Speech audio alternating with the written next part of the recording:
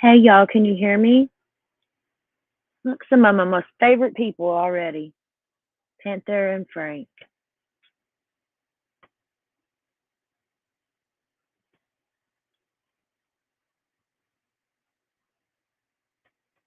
Okay, Frank, I'll send it to you in email. Hold on just one second, buddy. Can y'all hear me first? Or am I talking to myself? I do that a lot. I'll mute myself or Kimmy, hey sis, I love you. Tell baby girl I love her too.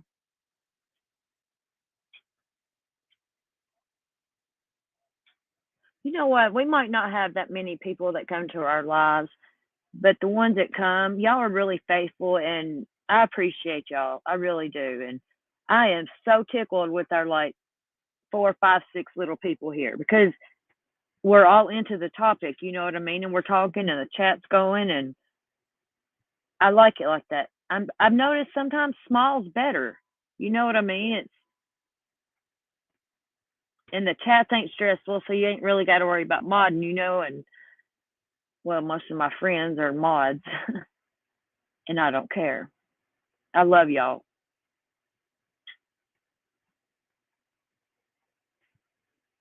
We're the reason for Mustache Gate, no slice, no bags. Right, Panthera, keep your circle tight. Our little circle here is like a Cheerio, and I love it. I do. I enjoy y'all. I never ever thought that I would be able to go live and have a live for 4 hours. You know what I mean?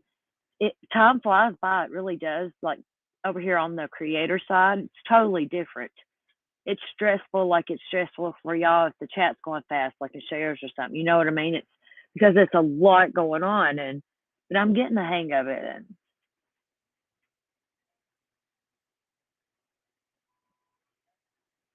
Sonia, Lolly, oh, thank you. Yes, small is so much better. And then we can grow from there, you know, you know what I'm saying? Because you know, I'm a little I don't even know if I'm crazy. I just got a lot of mental health issues and a lot of past trauma and I'm kinda rough around the edges. You know what I mean? But if people would actually give me a chance, people want to talk shit and stuff. I mean, I don't really care. I am who I'm open and honest with y'all and heck, y'all hear me and see me do stuff that, and I say I don't know how. I ain't gonna sit there and act like I know how to do it when I don't. And this is like really the first few days or weeks or whatever that we've been going live like this. That's the first time I've ever done that. The only other time I went live over a situation with different people.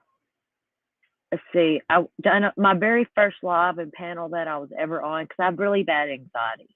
That's like, and I have ADHD and I have no memory.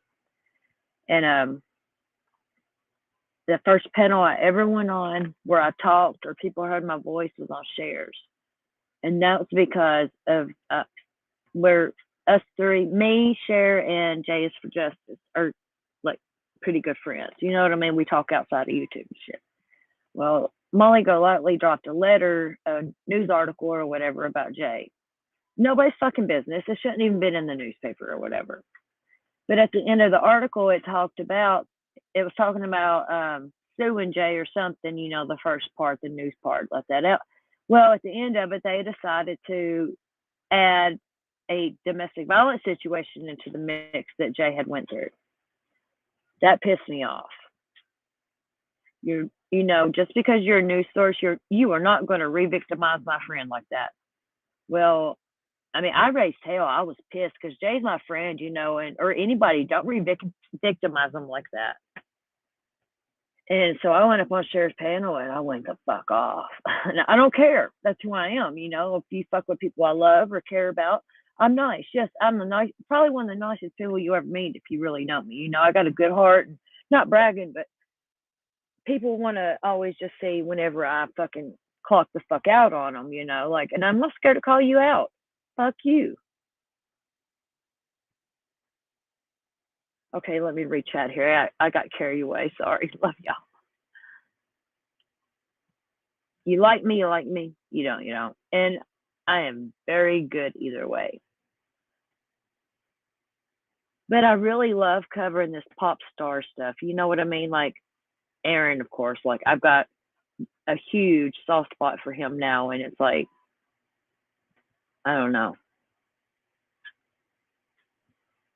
And I worry about Britney Spears. I really love Britney Spears.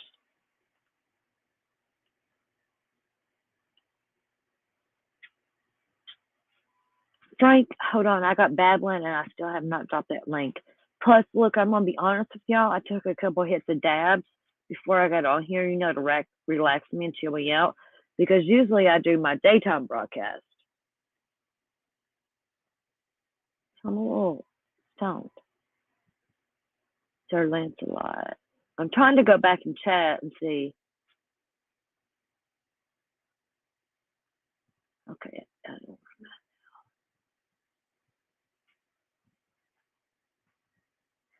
Yeah, Kimmy Kins, I put it off. I had to put it off because I had some stuff going on, my personal life. And I already said hi to them. Y'all bear with me. Y'all know me. I got this, though. Oh, hey, Trudy. Hi. I hope you're still here. Sorry, I'm going back in chat. I was just mumbling away a while ago. Are you still here, Trudy? Hi. It's good to see. I like seeing new names. Bartender. Woo-woo. I love me some bartender. Hey, bartender, can I tell people what your nickname used to be or still is, kind of? You know what I'm talking about. Yo, we ain't got no drama over here, Kimmy Kins. I don't want no drama. We ain't gonna do that bullshit. The only drama we're gonna have is whenever I'm calling a motherfucker out. I'm gonna say what I gotta say, and that's that. I will call you out, and no, we ain't gonna have no drama over here. Maybe me dragging some people here and there, but oh, bartender,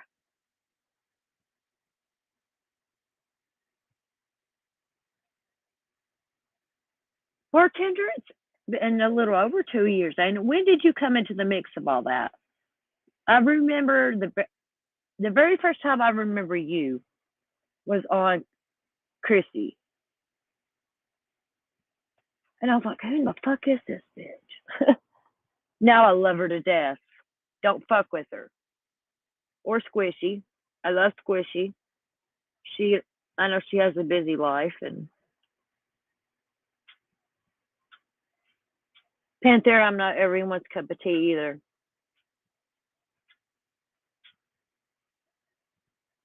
I'm your cup of tea. You're my cup of tea. So, Frank. All right. Bartender said I can tell what her nickname was. Okay. So we were all in that. I don't even want to call it Michael Long's, but we were in the Long community when it very first started. A lot of us, we were right there on it. And oh my God, we got some crazies. We got a fucking scum across the pond over there where you are, Frank. Well, nobody really liked Bartender because she's like a really, really nice person and she's kind of private, and she didn't, I don't know, people just didn't care for her. Well, she told a story about her past. And I don't want to tell the story about that. It's not my story. But, anyways, we started calling her Drugs Up the Butt. Her nickname was Drugs Up the Butt.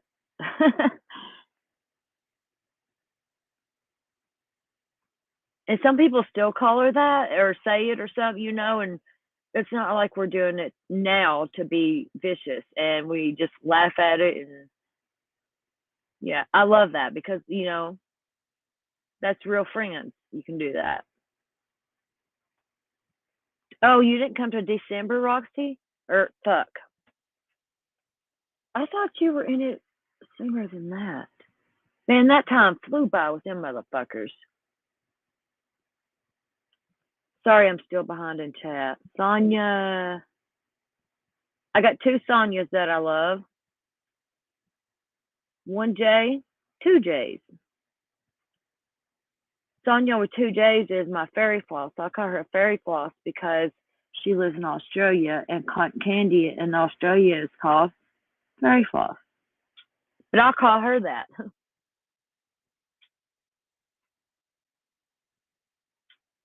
I wish she was in here too.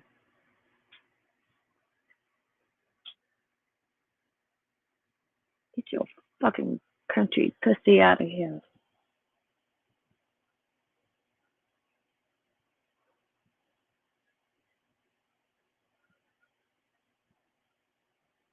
I know it was a cooter. It wasn't even the butt, but we called her drugs up the butt.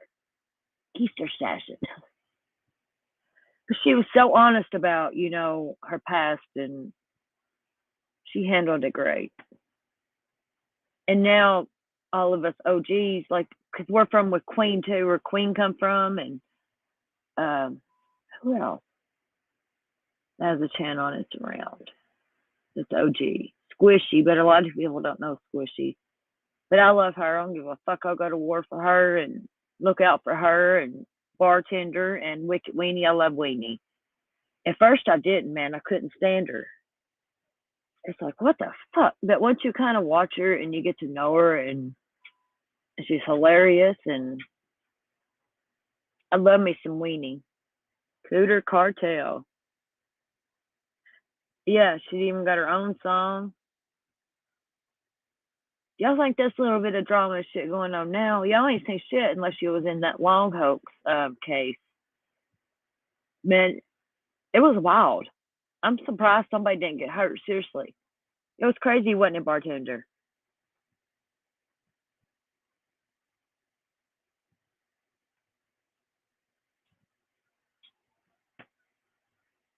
Panthera, I seen that on Brittany J's channel, and I'm not Brittany J. I like Brittany J, but there's stuff I don't like, and the stuff that I don't like is not something that I can support. You know what I mean? And she talks shit about Cher on another panel. Then she comes to Cher's chat the next day, and same. I don't even remember what she was saying, but I fucking blocked her on Cher's channel. For one, you're not going to sit there and talk shit about my best friend on another channel, and then come to my best friend's channel and try to kiss her ass a little bit and then say something sideways. No, I don't work like that. Anybody that knows me, I am going to fucking get you over Cher. Cher's my sister, basically, for real. Me and Cher's been close for 3 years. Well, the first year or so, no, about the first year we wouldn't really, but we talked, you know what I'm saying? But now, it's like I used to have Thelma and Louise on my profile picture. That's me and Cher.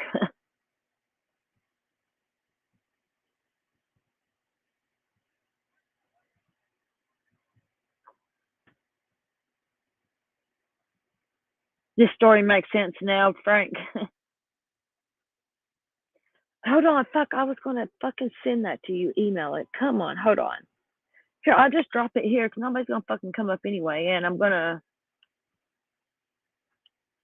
cover the screen if peen bombers wanna fucking try. Hold on, I'm doing it right now, Frank. I'm sorry. I got carried away. Man, I took 2 hits off them dabs, and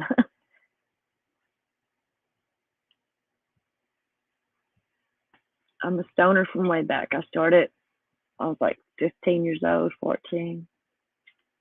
My mom and dad grew it, and they would smoke it, and then I had oh my God, this is horrible for me to say, but both my parents are gone now. Um, my stepdad, he was a stoner. Like, he's the one that raised me because my real dad lives in Alabama. But anyways, I called him dad. Um, I worked. I had a job. I was 16. I think I had my permit because he was with me. Hold on, let me post this damn link for Frank.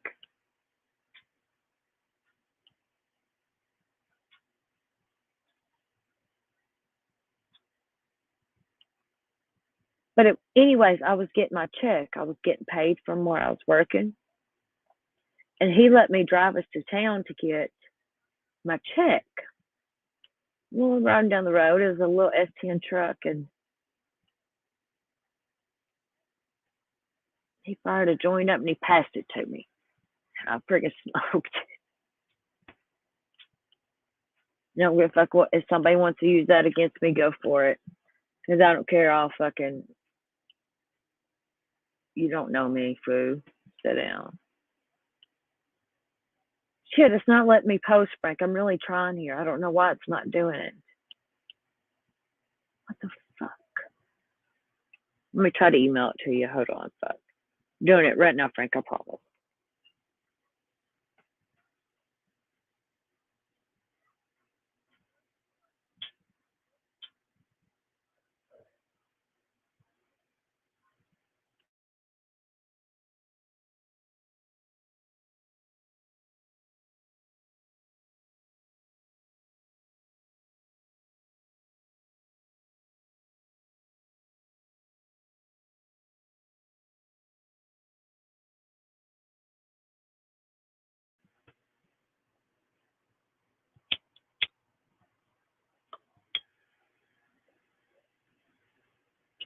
Hold on, Frank.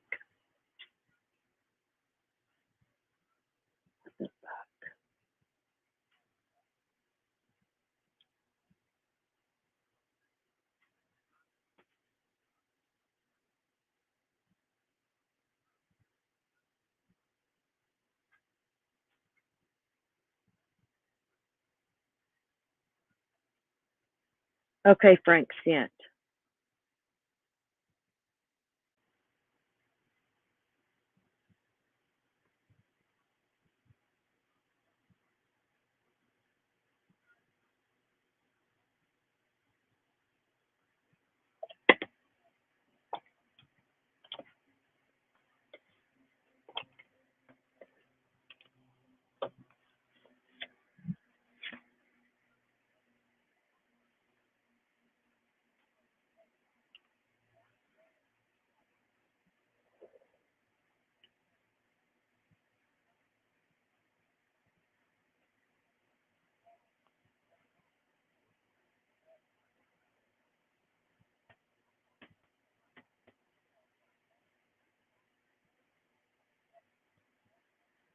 Hey, Panthera. Okay, I'm reading the chat again. You're this question I want to put up and show it.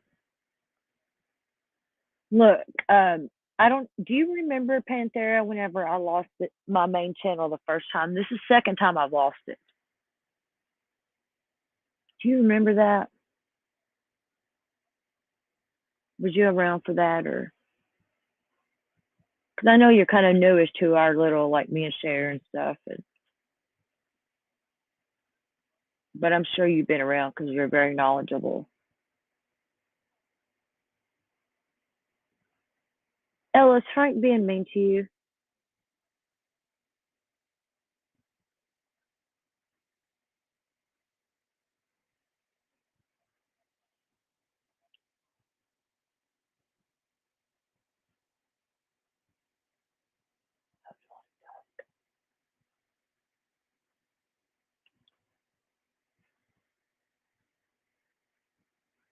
Oh, okay. That okay. You want was curious if he's legit. Look, he's the one that got my channel back for me. He's a legit attorney.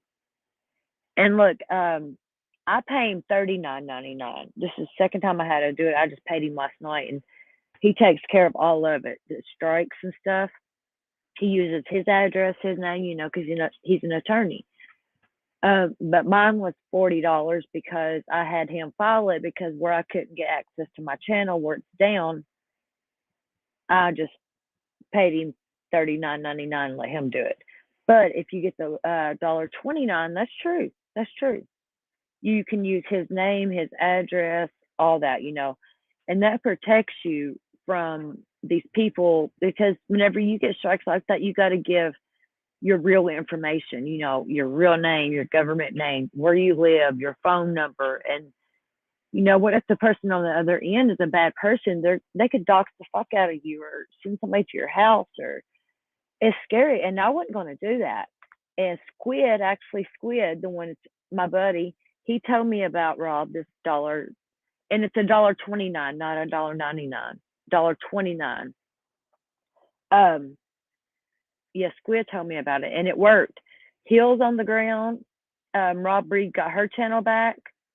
There's a few of them. He's a cool dude. He's got his own little channel. He's a really big time Christian, he just does it to help us out and protect us girls and stuff. You know what I mean? But yeah, it's legit as fuck. I can show my receipts. He's yeah, legit. And here I'll put the link to contact him if your channel ever goes down, and if there's a way that, and you don't want to use your real information and stuff, this is how you can get around that for $1.29 if you fill it out and send it all in yourself, or $39.99 if you just want him to take it and deal with it and get it done. That's what I've done, that $40 one both times, because I don't want to mess it up. And first time he got my channel back in 2 weeks.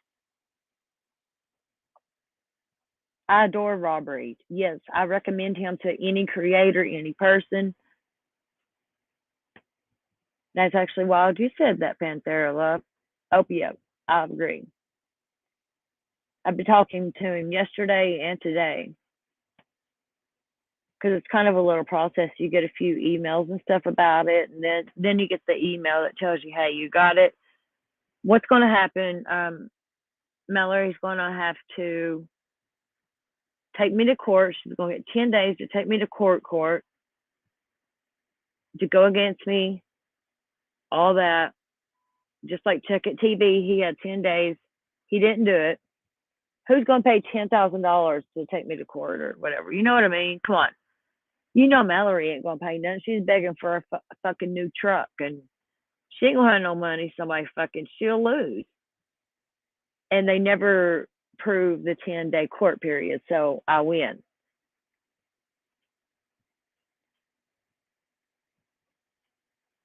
I didn't know nothing about all this stuff until Frank, I emailed it to you.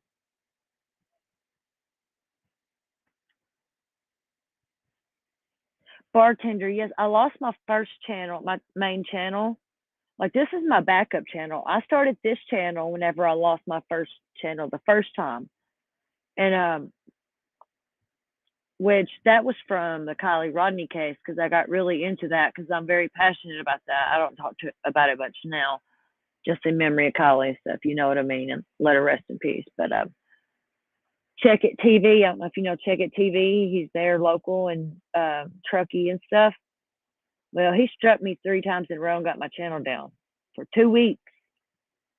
I didn't have my main channel, and I had like 2,500 and some subs or something, and it went down because I was doing really good in the Kylie Rodney case.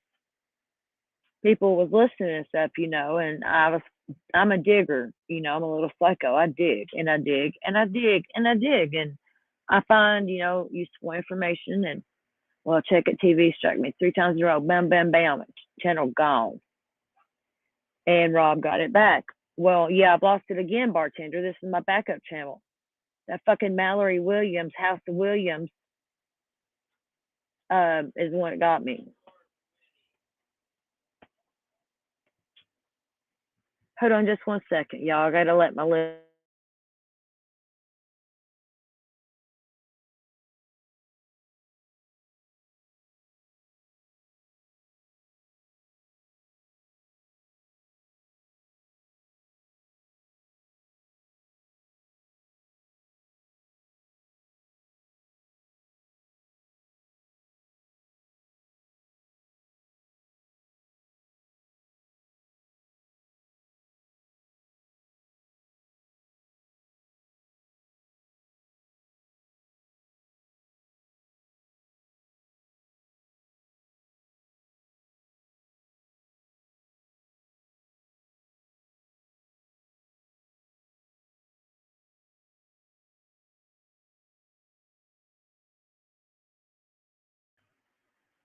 Okay, I'm back. Let me get through these comments a minute.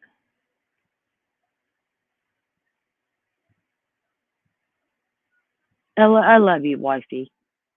Didn't we get a divorce kind of a little bit in the middle? I do love you, Elle. I hope you know that. You're very special to me. Allie girl, hey baby. That one Allie girl there, the mod, she's amazing, y'all. She's amazing. I love her.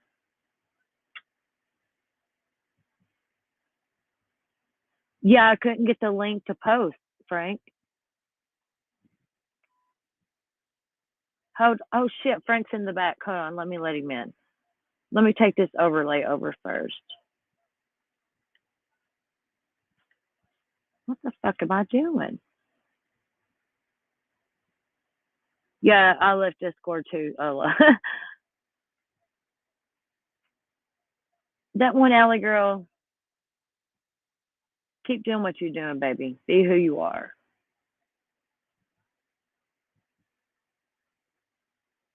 Hold on. Shit. Hold on just a second. I'm fucking a little bit stoned. I'm gonna take that off so we can see Frank. I don't like reading these comments on StreamYard. I don't like it. I like it better like if you're on your phone. Johnny in here? Hey, baby.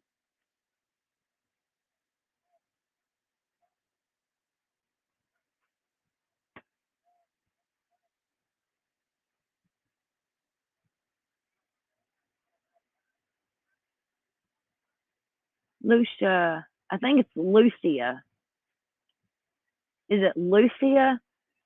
I know I say it wrong, and you're cool with me at that. Oh, hold on, Frank. Sorry, I got to rambling, buddy.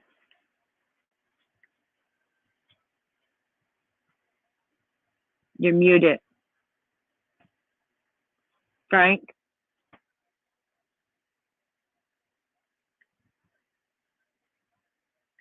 Yo, unmute your mic. Hello. What about time? Oh, is it? No, I thought I was on music the whole time. Hey, hold on. I got a question for the audience or you. Um, does anyone use a MacBook and like Apple AirPods whenever you stream?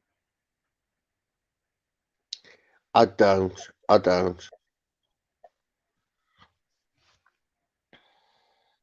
My sisters and that and pros at like Apple and all that, but no.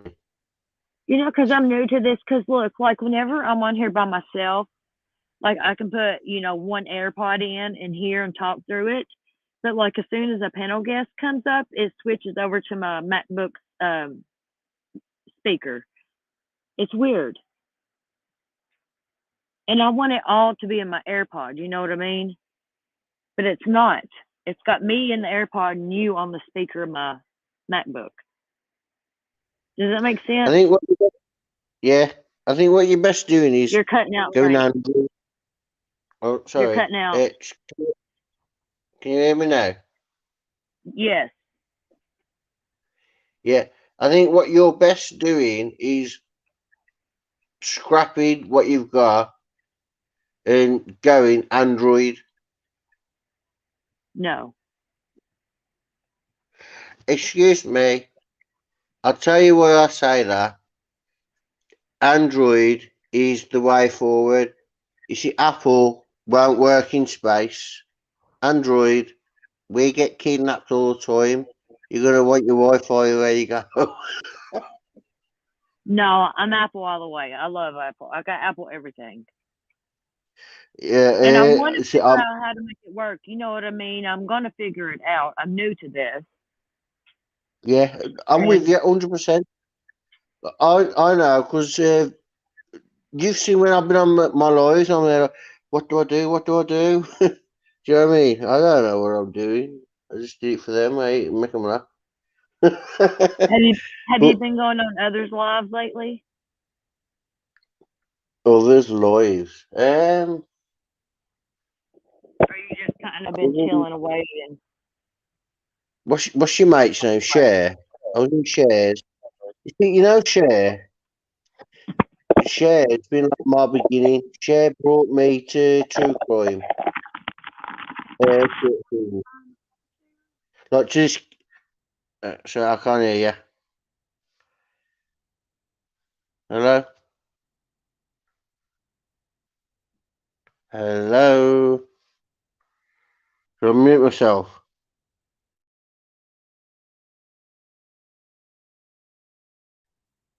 Hello.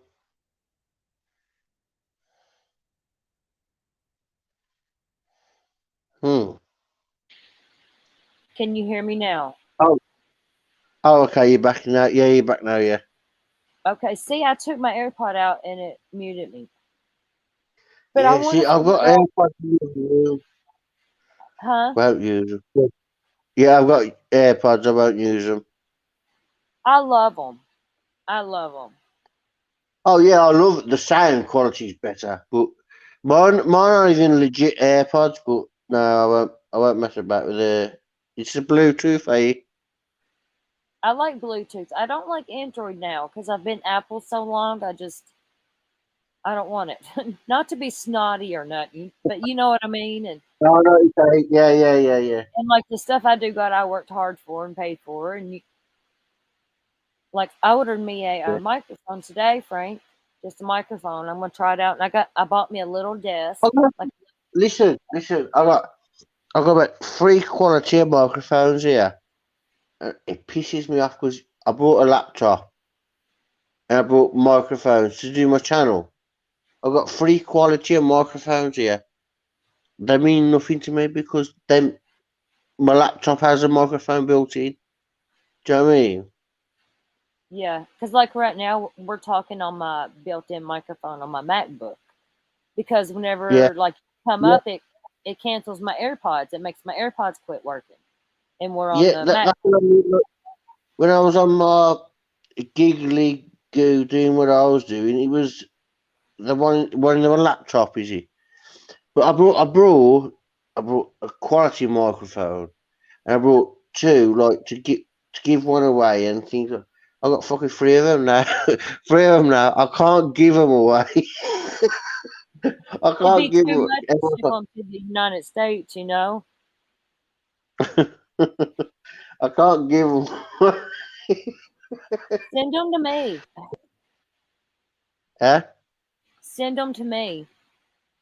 But the I'll send shipping them is to so you. crazy.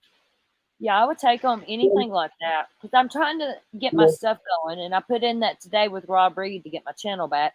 So about 2 weeks, I should get it back. Maybe, hopefully, I might not get it back.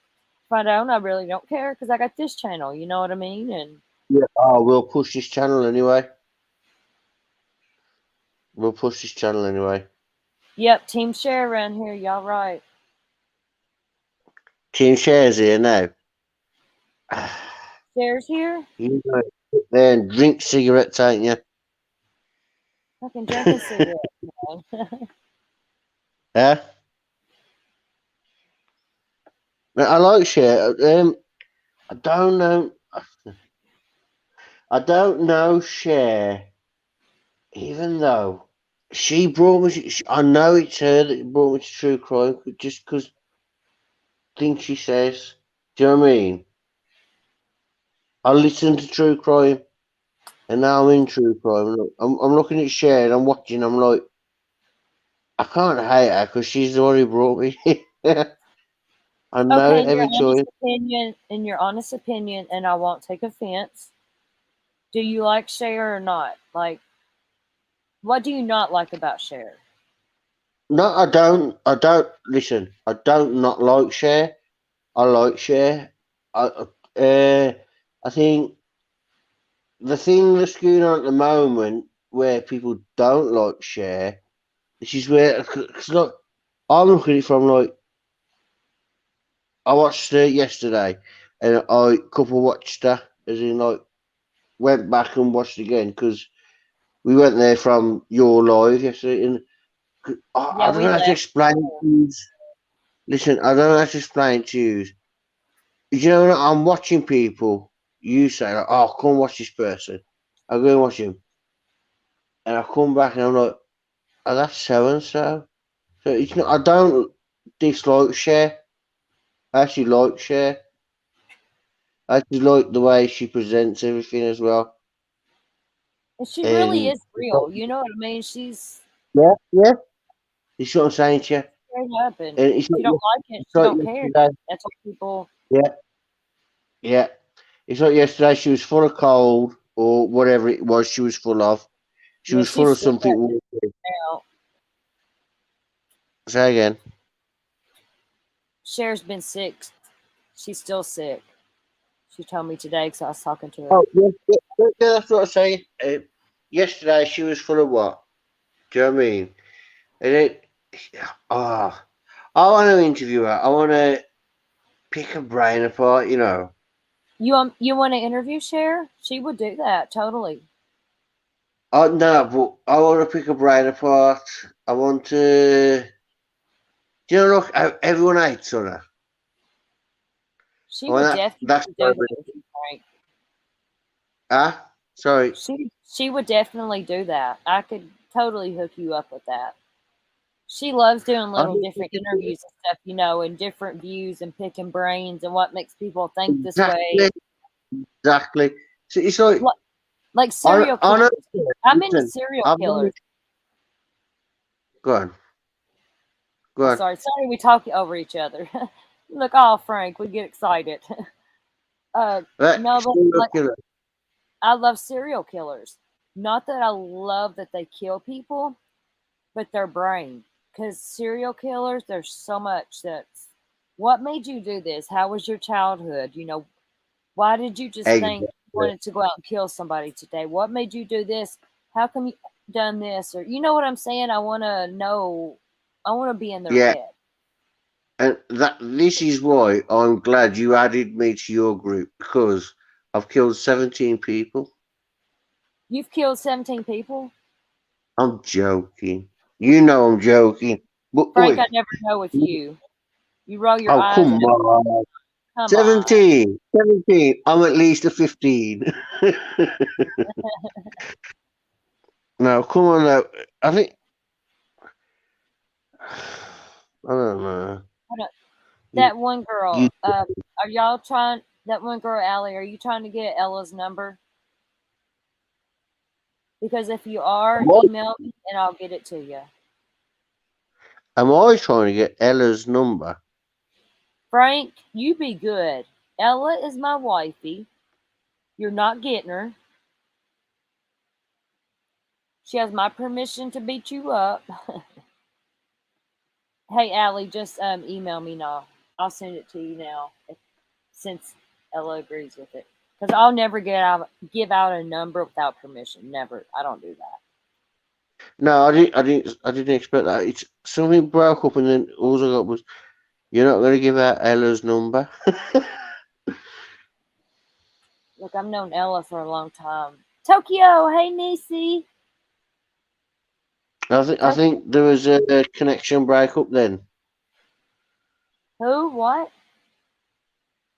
I think there was a connection break up. Michael.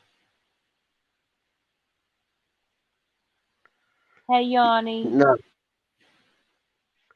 I think there was a connection break up.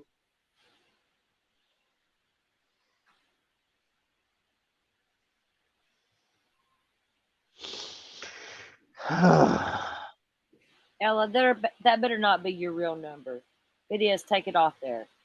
If it's just so jokey, you can leave it. Yeah, I'm it gonna send won't it to you. even work in the UK anyway. It won't even work in the UK anyway. I got you, Ella. I'm going to check your number right now. I ain't gonna read it. Mm-hmm. Behave yourself, Ella. Just do the dishes. Okay, that's not it. You stinker, Who's a stinker? Ella. Uh, sometimes you Okay, have to just. hold on. Give me a second here. Let me email Allie and get this number to her. And then I want to go over this the Moscow case with the 4 college students. I sent you some stuff on there. Just Yeah, saying we're that. gonna go over it here in a minute. Let me get this stuff. Ella, why are you dead? Do not do dabs before a live stream.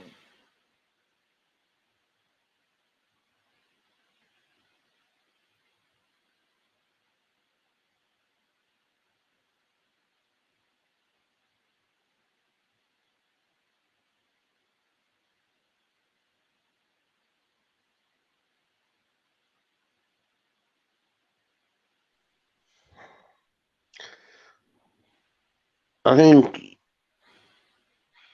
You've got it. I think crime lines and lies. Is that what it is? Crime something and something. She and me, we don't get on. You can even say, "Are I've we known her frank?" for And a she long goes, time. You "Oh, ever seen Ella? And I ain't friends with huh? Brooks though. Crime Lines and Brooke. Lies. Yeah, Oh Brooks. yeah, yeah, yeah, yeah. Well, you Crime all lines heard and the lies. Yeah, long Brooke. case. You know the long case. I don't Ella know. is what is a Listen, number from a do you know song. Brooke though? Crime lines and lies. I'll give her all the respect in the world because me and her, we don't like each other. You know, if you can look it up, crime lines and lies. Look it up. Watch all her past, and you'll see there's episodes. Me and her, we're snapping at each other, ripping each other's fucking. You know what I mean? What's Well, it called when you're ripping each I don't other? really want to talk about her because I like her. You know what I mean? Oh no, no, no! But this is what I'm saying. This is what I'm Allie, I saying. sent the email. Let me know when you get it. Just say got it. Hold on, and I was going to type out to get a hold of Rob Reed. But with me, crime lines and lies. I've got her in my email. She's there, creator. She's like, come on panel all the time. I won't go on a panel, but it's not because I don't like her. I love her. Me and her, we're like, I don't know. We'll challenge each other. Do you know what I mean on things we say? Right. So if I say something, she will hunt me down. This is why I And what don't I like trust. about Brooks is she's open to everything. She'll Yeah, listen. yeah, yeah, yeah, And yeah, yeah. You know what I'm saying? This, you look, know me Frank, and I was Brooke. about to get you. I thought you was talking shit about him. I better get you. Oh no, no, no, not crime lines, crime lines and lies. We that's what I say. Crime lines and lies. We don't get on. We don't get on. But if I showed you, do you know if I showed you work behind the scenes, you'd be there. You'd be like, "Fuck off," and you just don't get on. Do you know what I mean? I tell people fuck off all the time. I don't care. No, but come on, listen. It's like I won't talk in a chat today. I was gonna drop a fiver, like drop a fiver. But like I told you, I gotta explain that fiver then, ain't I? Do you know what I mean? I explained that to you earlier. You know what I mean by that, do you?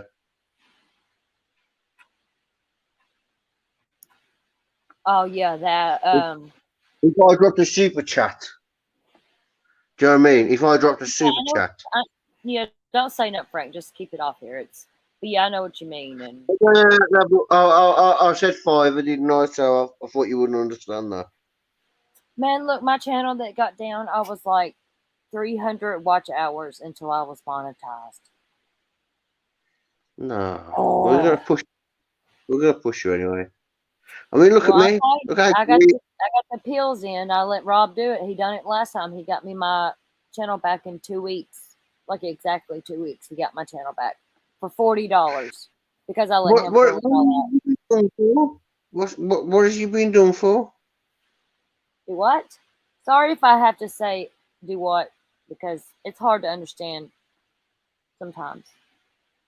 Talk, Okay, okay. talk slow for me like I'm stupid. What is it you have been done for?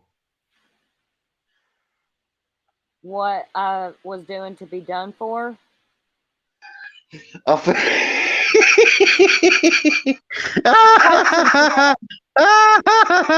Hang on, calm down, calm down, calm down, calm down. Everyone, calm down. Listen, relax. We have put me in a situation where alcohol is involved. I have sought medical attention and they have said, get cannabis. I'm reading this off my brother, by the way.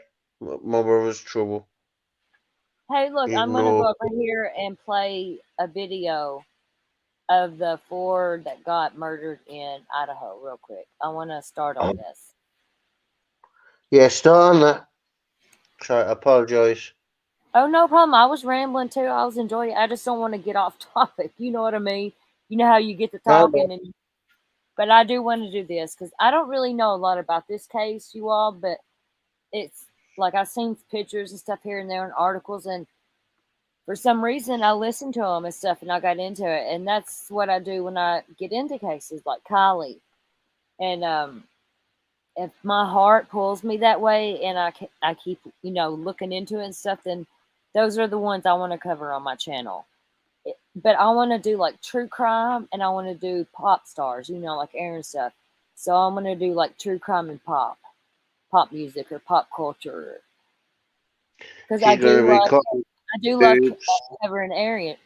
That really tugged for me to cover that, and I've never covered nothing like that. I've always done true crime, but I want to have a mixture on here, like true crime and pop stars or whatever. But this case has really tugged at me too, so I'm going to shut up because I'll ramble all day.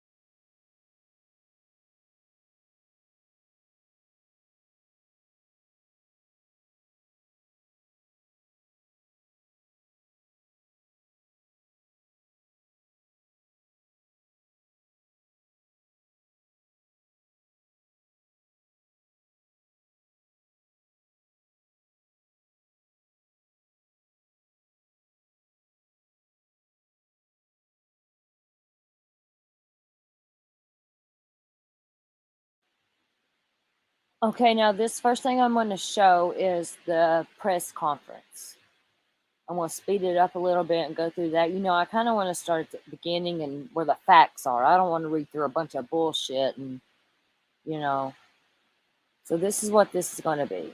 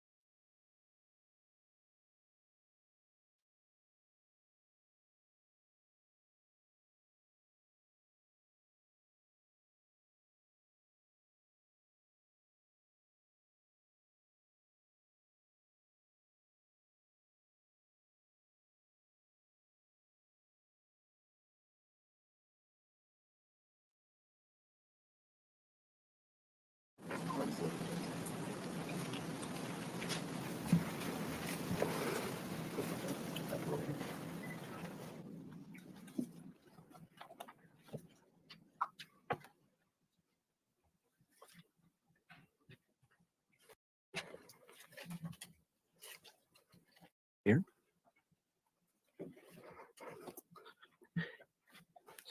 My name is Chief James Fry with the Moscow Police Department.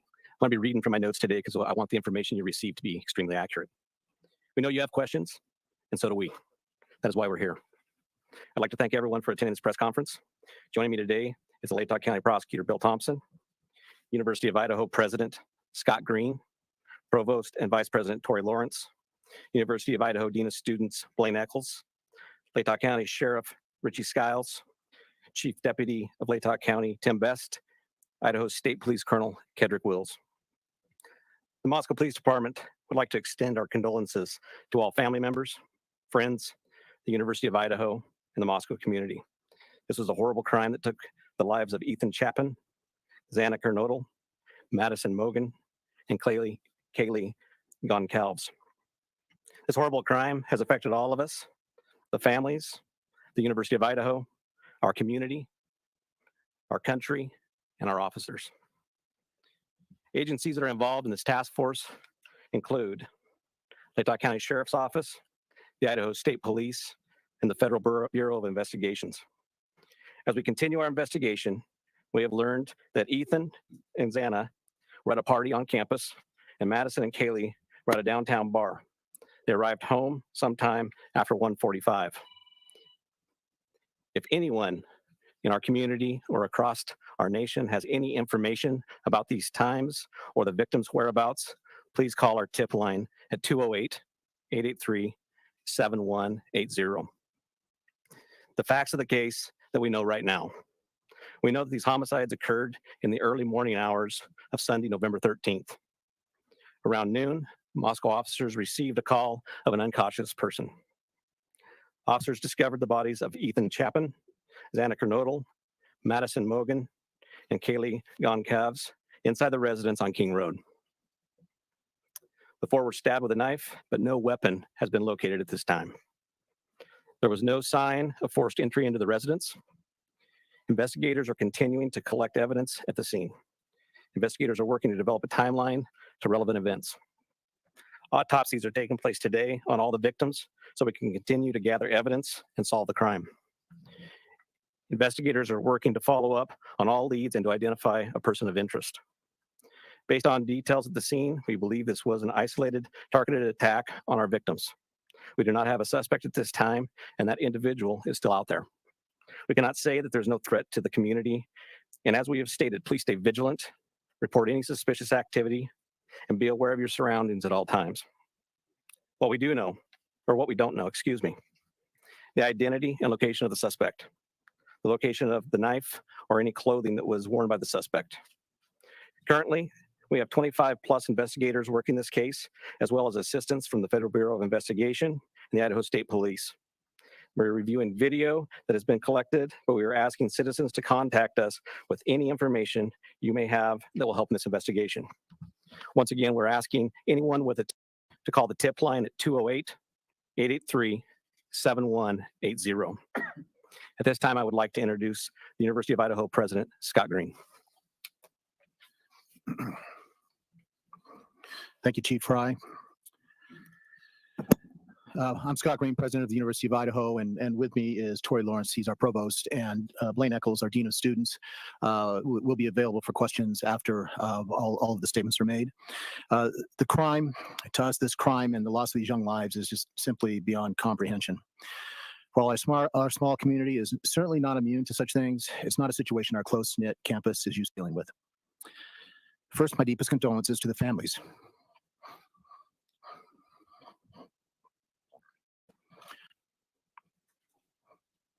And friends of Ethan, Kaylee, Xana, and Madison. Excuse me.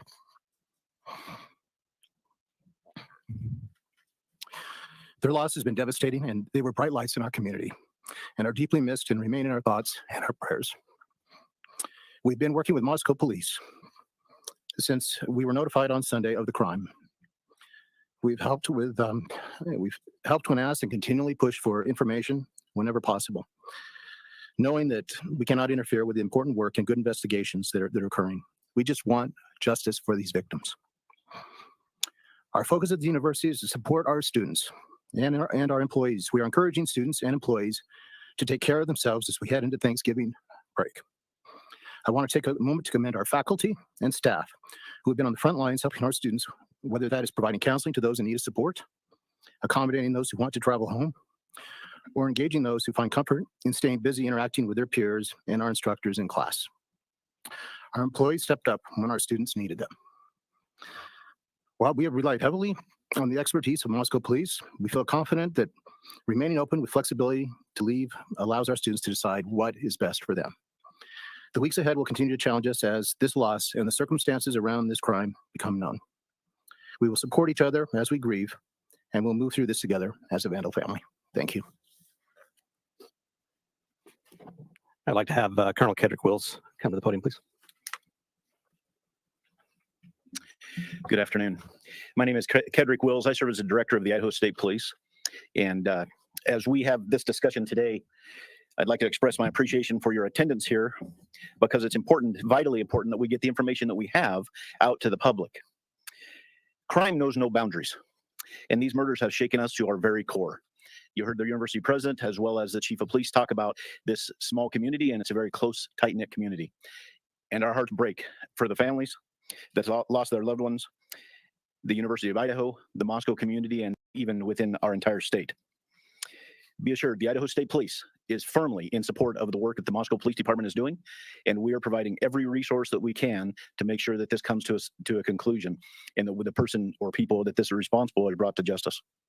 It's so important that you understand that this takes a team effort. This is teamwork with the university, with this Moscow City Police Department, the Latah County Sheriff's Office, the Idaho State Police, and the Federal Bureau of Investigation. It takes everybody to be able to do this. And it's a balancing act. It's a balancing act of getting the community the information that they need to have, with making sure that we provide a case that the Latah County Prosecutor's Office can go forward with. Governor Little, Idaho's governor, full weight of all the resources we have within our state are available to Chief Fry and to his team. Our crime lab is also involved with processing evidence, and our law enforcement throughout the region, state and federal agencies continue to provide resources. From the Idaho State Police's perspective, we provided detectives here from this area, as well as detectives from out of the area, state police detectives, as well as patrol resources and communications assistance as well, to provide for Chief Fry and his team. Following this briefing, our communications director from the Idaho State Police, Aaron Snell, if you raise your hand, Aaron, he will be the contact for all press media inquiries from here on out. He'll be working closely with Chief Fry and his team. And we have additional, like I said, additional patrol and investigation resources brought to bear here as well. We want to do everything we can to make sure that this is done correctly, and that the people that are responsible for this are brought to justice.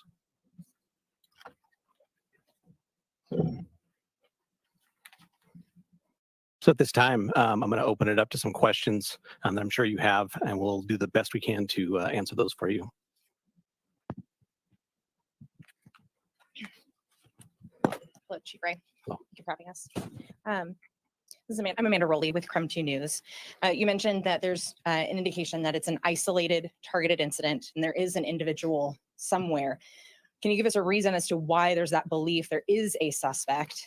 Can you also give a little more information on the forced entry? There's no sign of forced entry, but was the door, did it seem like any of the entries were left unlocked by any means? I'll answer the last part there, just because it's at the front end of my mind. We're not 100% sure if the door was unlocked, but there was no damage to anything, and the door was still open when we got there. And my first question, Yeah. if you'd like me to read. No, I think I haven't. In these cases, we take the totality of the things that we see, and they're very dynamic, right? They're very big, and there's a lot of information, and we try to take that information, and some of it we can't share with you, correct? At least But hang on the fucking line. Hang up. we review that as a team with our detectives, along with our prosecutors, along with the university, and we try to make that best decision on that. So we, at that time, believe that I don't trust a lot of these law enforcement. our goal is to provide safety for this community. We are, that's why we're bringing in the resources we're bringing. We want it These close to this. communities And don't we want do bad everything stuff we like this can to be to in the community. people in our They community don't know want it known. that we care. We want them to feel safe. We want them to be safe. And we're going to do everything we can to do that. If I could add one more question. You asked for You asked for videos or anything to from the help community put to together help put together that timeline. We obtained a copy of Twitch video and family members of Okay, we're going to stop it there and chat a little bit about it. And what do y'all think? Yeah, Kim McCann's, I seen that. They said they were sleeping. No, there had to be screams and fighting, because a female's going to fucking fight. Yeah, Allie, sure did. Everyone had the lock code to their house. They left the back sliding door open sometimes. Kind of sounds like a party house, you know what I mean?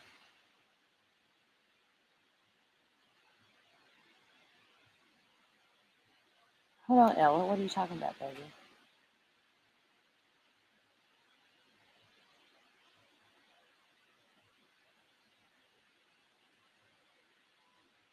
Allie, where can I get the 911 calls? I like to play those.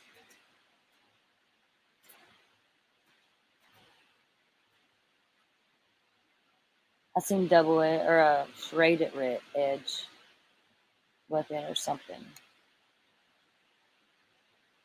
Yeah, Panthera. I think it was a hunting knife because they said serrated edge or something like that, and that's like really bad. It's like gutting a deer.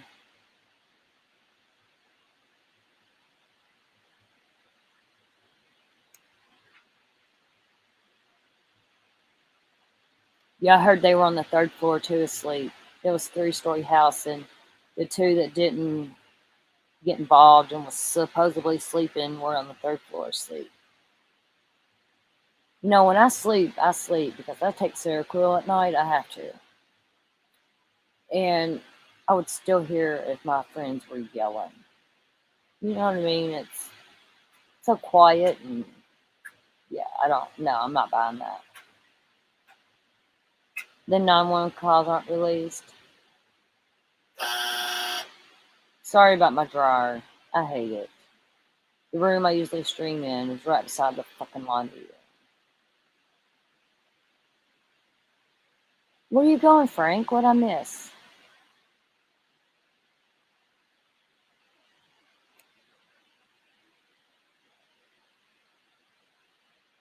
Oh, I'll be live because there's a few things I want to play on this. I want us to cover this case. My heart's led to it. And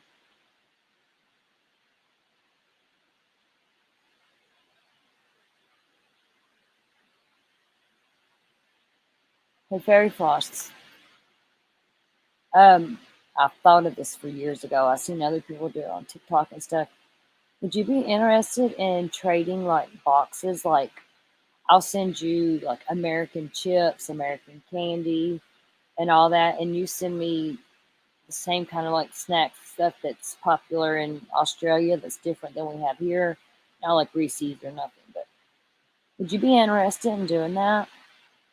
Because like I want to do reviews of other countries and stuff's food, you know, like Canada's known for their ketchup chips. Okay, Fairy Floss, email me.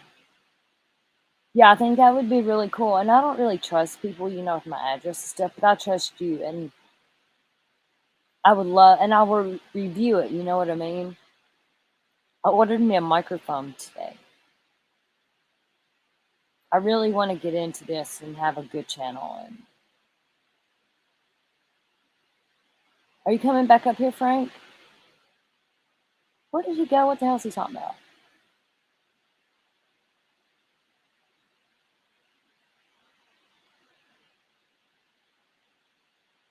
Also, you all, I don't know if y'all are interested or anything. I don't really promote it because I just use it for my own benefit to get the discount. But I'm a Scentsy consultant. I just started it. It's just a little hobby here and there. But if I'm having a party and if anyone is interested in any Scentsy smell good stuff,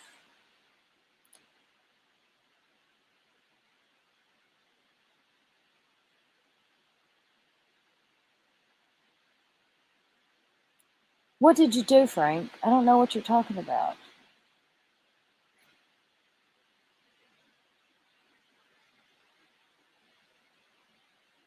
I know you wouldn't, Fairy Floss. I know you wouldn't do that to me, or I'd never even brought it up to you. Hey, Fairy Floss, you should change your name to Sonia Fairy Floss. Put Fairy Floss in your name. I love that. Oh, look, Frank's backstage, huh? So one up here? No. And I like that squirrel because I'm a friggin' squirrel, as you all can tell.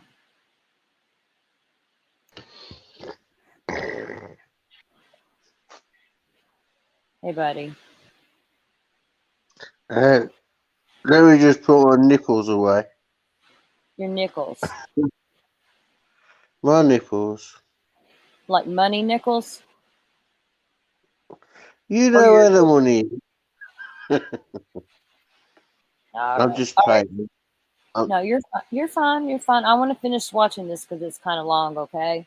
And then we'll talk again. We'll take another little break.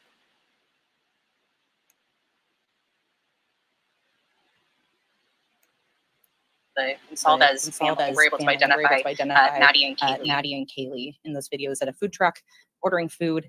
Is the police department, our investigators, aware of that video, and has it helped put together that timeline? We are aware of that video, and it has helped. It gives us a time and space where we know that two of our victims were, and that helps us a ton, and we'll continue to follow up all leads that we can and continue to gather those.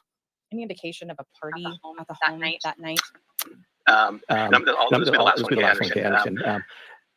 Not that we know of, not at the home. We know that the other, we get the names names exactly right here. We know that Zana and Ethan were at a different party on campus. But that timeline will still help us if other people know about that. Thank you. Hey, Chat, can y'all help Sonia how to Right, change her John, name? with Please KQ. and thanks. On September 12th, there was a vandal alert that was sent out about a potential stabbing threat on Paradise Path. Does this have any connection with what we've seen so far? Not that we know of it, but we're following up every lead. Every piece of information we get, we are following up to ensure that nothing has gone unturned. We want to have the individual identified, who is the suspect of this eventually. So we are literally looking into every aspect of everything. You guys have said repeatedly that there's no threat to the public, but we don't know who the suspect is. We don't know where he's at. How is there no threat to the public at this point?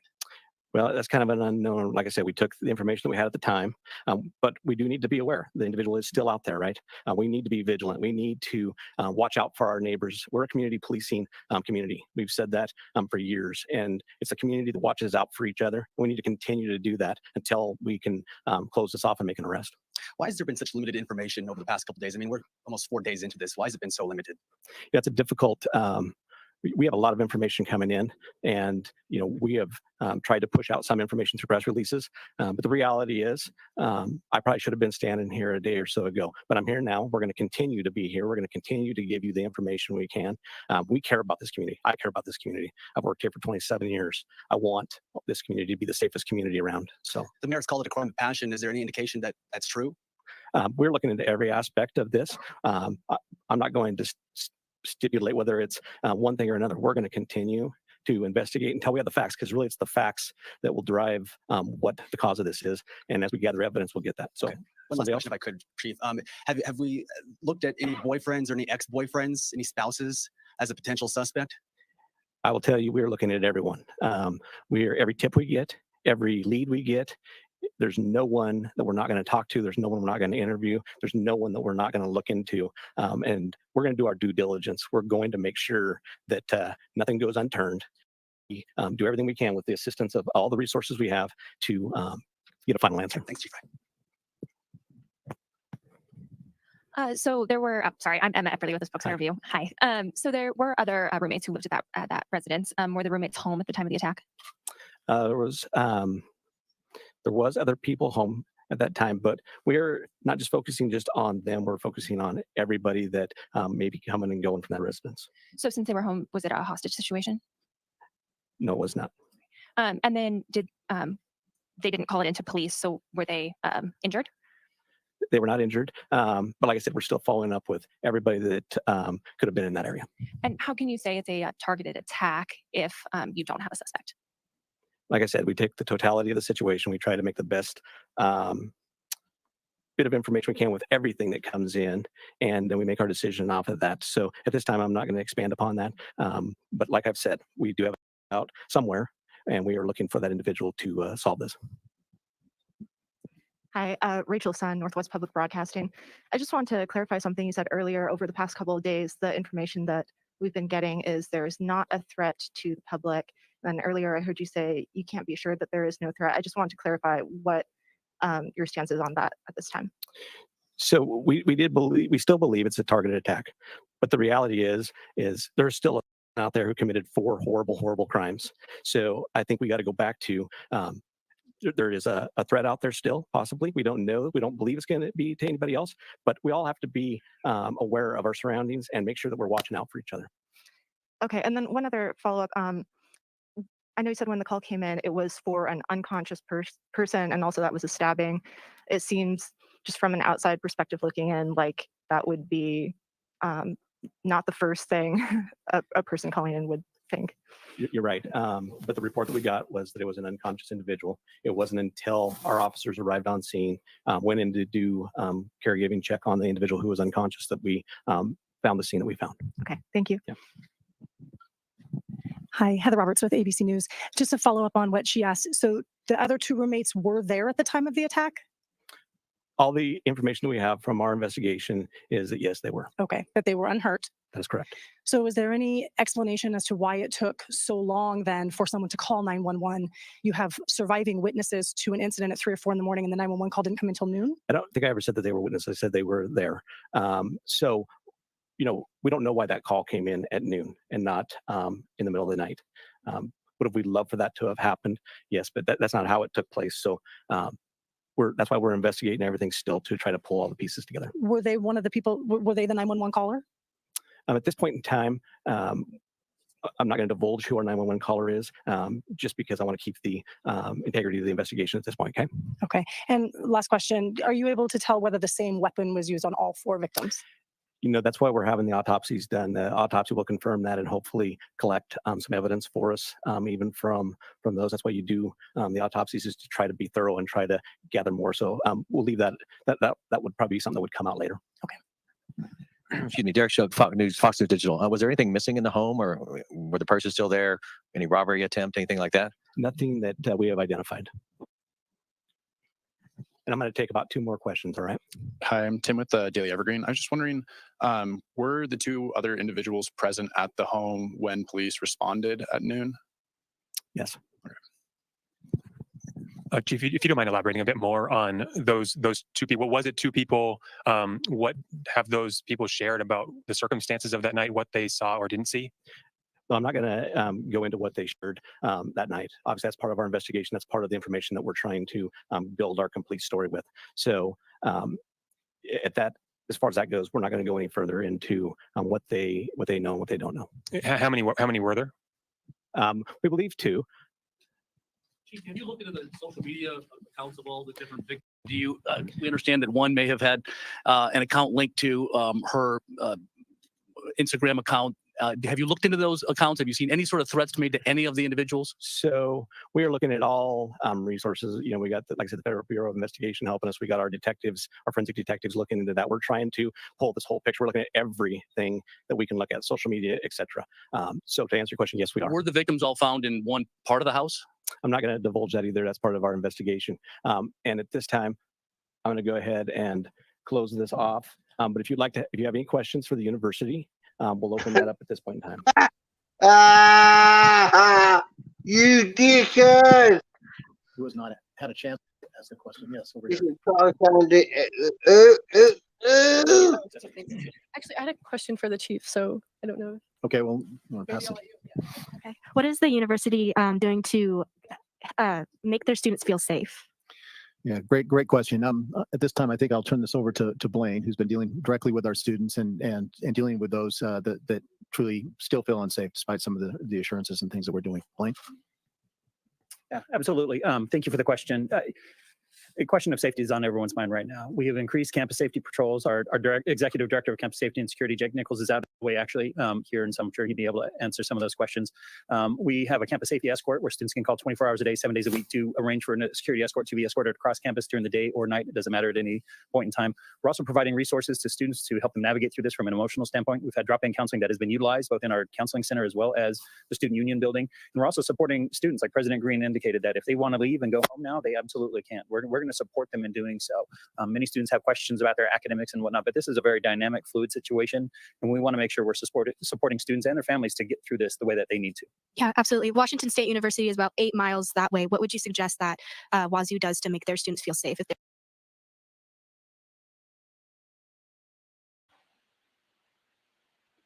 Look, Kenny Ken said something. I'm not really paying attention, Chad. I'm watching this because I've not heard all this either.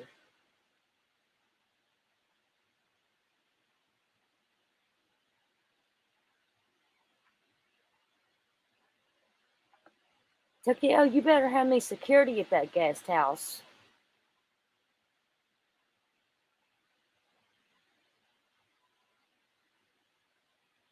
It was a hunting knife. I guarantee it. if it's serrated like it was, because there wasn't no regular knife. It was a very rough edge. It's something like gutting a deer. My ex-husband and my son actually hunt deer and stuff. And yeah, they gut them. You gut them as soon as you kill them. Leave their guts. Like, I'm gonna shut up. But yeah, I know all about deer hunting. Oh, fairy floss ain't the monkey's just so cute. Hold on, look at one real quick.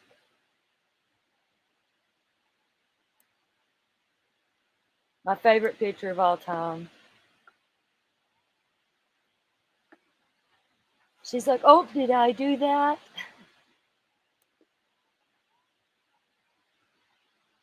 There's our baby Cleo.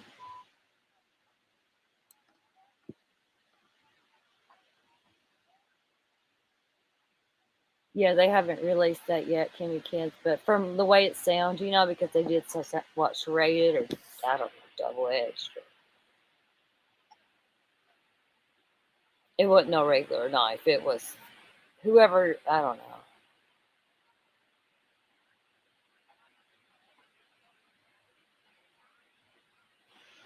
Tokyo, my luck, if I had a monkey, it would probably kill me. I'll take Cleo, though. Whenever I move out there, you gonna let me have Cleo? I think she'd get along with my wiener dogs, my two little dash hounds.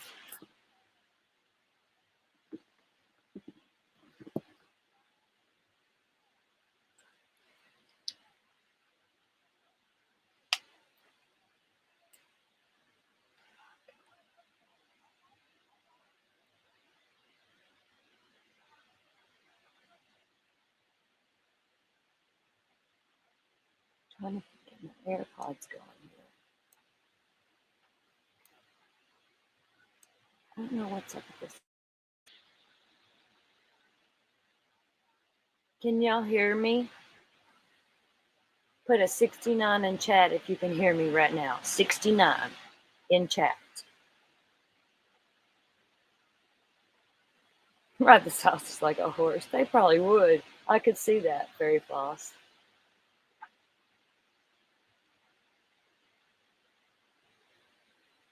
I got the miniature dachshunds too. Mine are the little ones. The standard ones, like the original wiener dogs, sausage dogs, they get up to like 25, 30 pounds. I have the miniatures, but they're still like 15, 16 pounds, you know?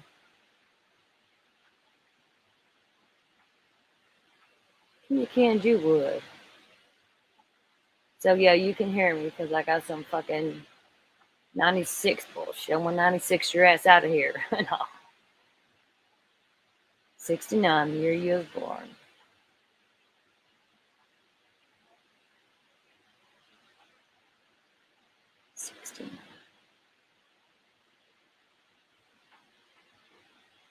My mom was born in the 60s.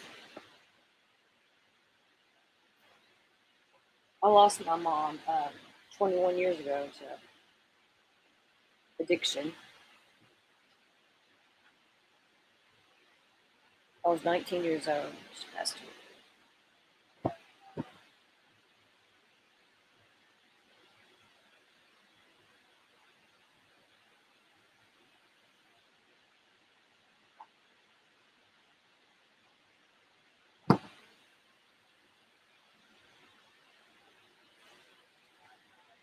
Thank you, Ella. It's okay though. I mean, I still hurt over it, you know, and I think about it every day, but like, I'm at peace with it. You know what I mean? I can live my life again. It took me forever. It's been 21 years and it don't get no better. It gets worse. It don't get better at all. Because the older you get, the more you need them, and it really hurts. And it's, you know, I'm in my 40s now, and it's like, I don't know, it's different. You see stuff different.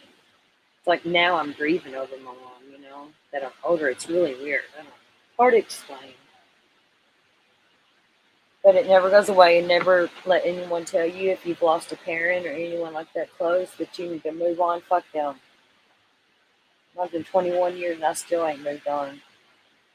I'm at peace with it, but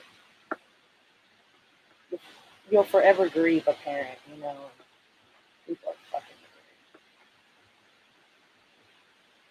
Yeah, Pantera, that pain never goes away. It don't. That's a huge fucking loss, man. Whenever my mom passed, I lost my mind. I was a mess. Because I have, mental issues anyway. Always have. And that threw me over the edge. That's whenever I found out I was bipolar. And they didn't tell me all my medical conditions because now that I'm 40 years old, I know I got ADHD. And it makes sense. But then I think, like, why didn't someone see that something was wrong with me as a child? Because I've always been the way I am now. And I always knew something was wrong. I thought it was just my bipolar. But no, I have ADHD and PTSD. Sorry to put that on you. I don't want it for sympathy or anything. I'm just talking, letting y'all get to know me a little bit. I don't care. I'm sorry, Ella. I'm so sorry, baby. Frankly, you shouldn't have for it. I'm sorry, Pantera, about your dad. It does hurt like hell. I still have my dad, but he's in very bad shape. Yeah, I'm sorry for anyone that's lost something like that. It's horrible. And you have no clue the pain until it happens to you. And that pain you can't even describe.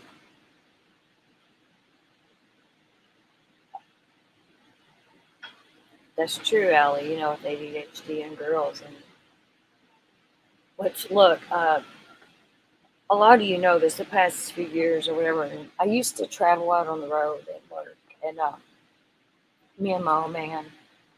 And, you're gone 365 days out of the year straight. And you don't go home or nothing like that. And this year I stayed home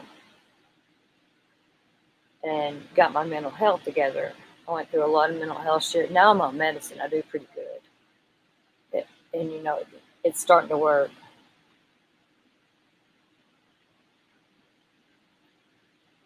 Think you know why what, Amber?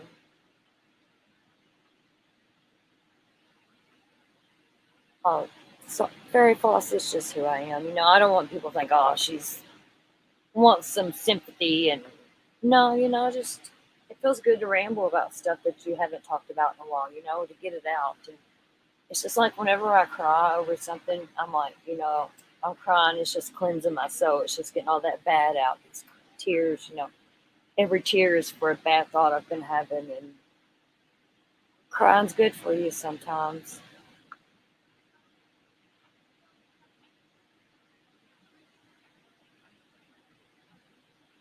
Rapid cycling, I don't know about that, Amber. Will you text me information on that, sis, please?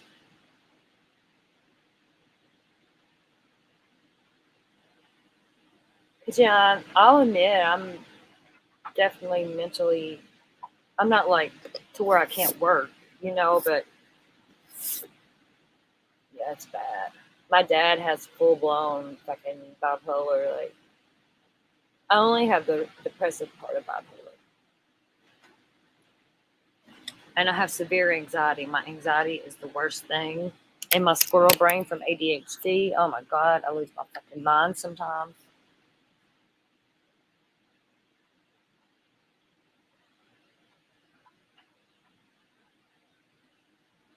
What can be misdiagnosed, Allie? Sorry, I hate this chat on StreamYard and I don't have my phone up.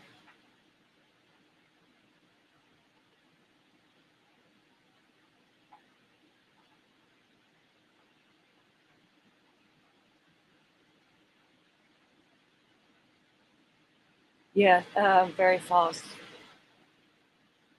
It didn't bother me so much, but it's like COVID. After COVID, I'm not the same. It's like I'm more, where we had to stay in. You're right, I guess, because everything shut down, you couldn't go nowhere, and the anxiety of thinking you could get this disease and die, and yeah, that was bad.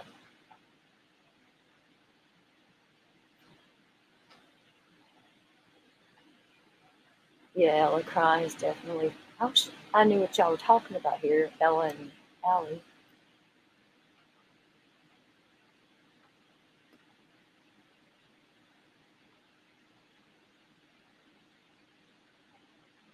You know what, Ella? I'm going back and listen to your message there. You said, Allie, I got diagnosed with ADD when I was little, but with therapy later in life, we are pretty sure I don't have ADD and never had it, but I was reacting to traumatic things.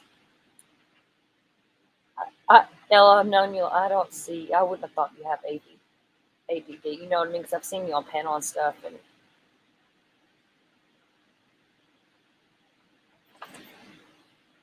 so, what did they diagnose you with, Ella? Let me go back and see if she said it.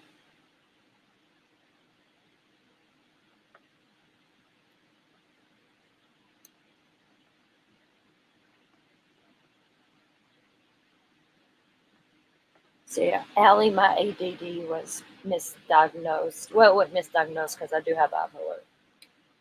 But they tried it, everything was bipolar.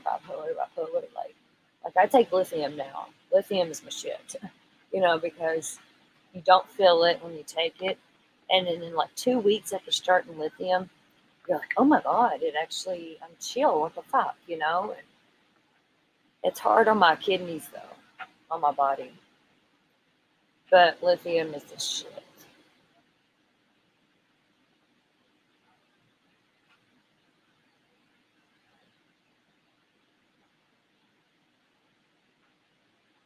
Amber, I'll talk to you about the doctor here lately, or here after this. Very false. I have very bad social anxiety. I hate going out.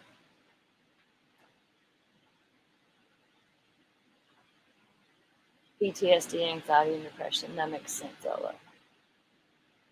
You might have bipolar too, which is like you don't have the manic episodes. You have more depression. That's what I have, bipolar too. See, my dad now, he's full blown fucking bipolar.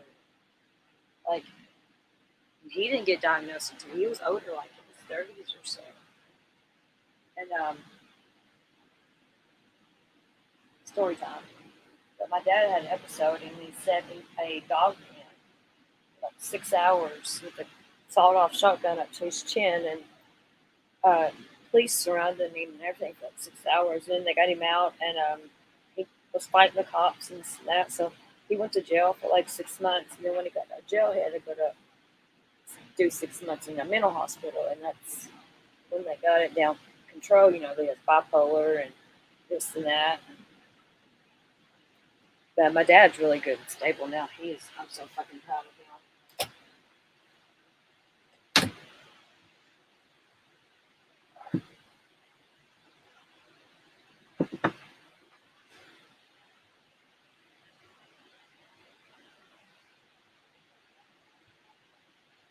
Amber, I done that head test where they put those things on your head. I did do that.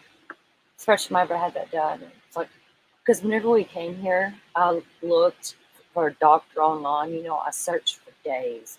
I looked at reviews. I did everything, and I found me a really good doctor. I got lucky, somebody that finally freaking listened to me. But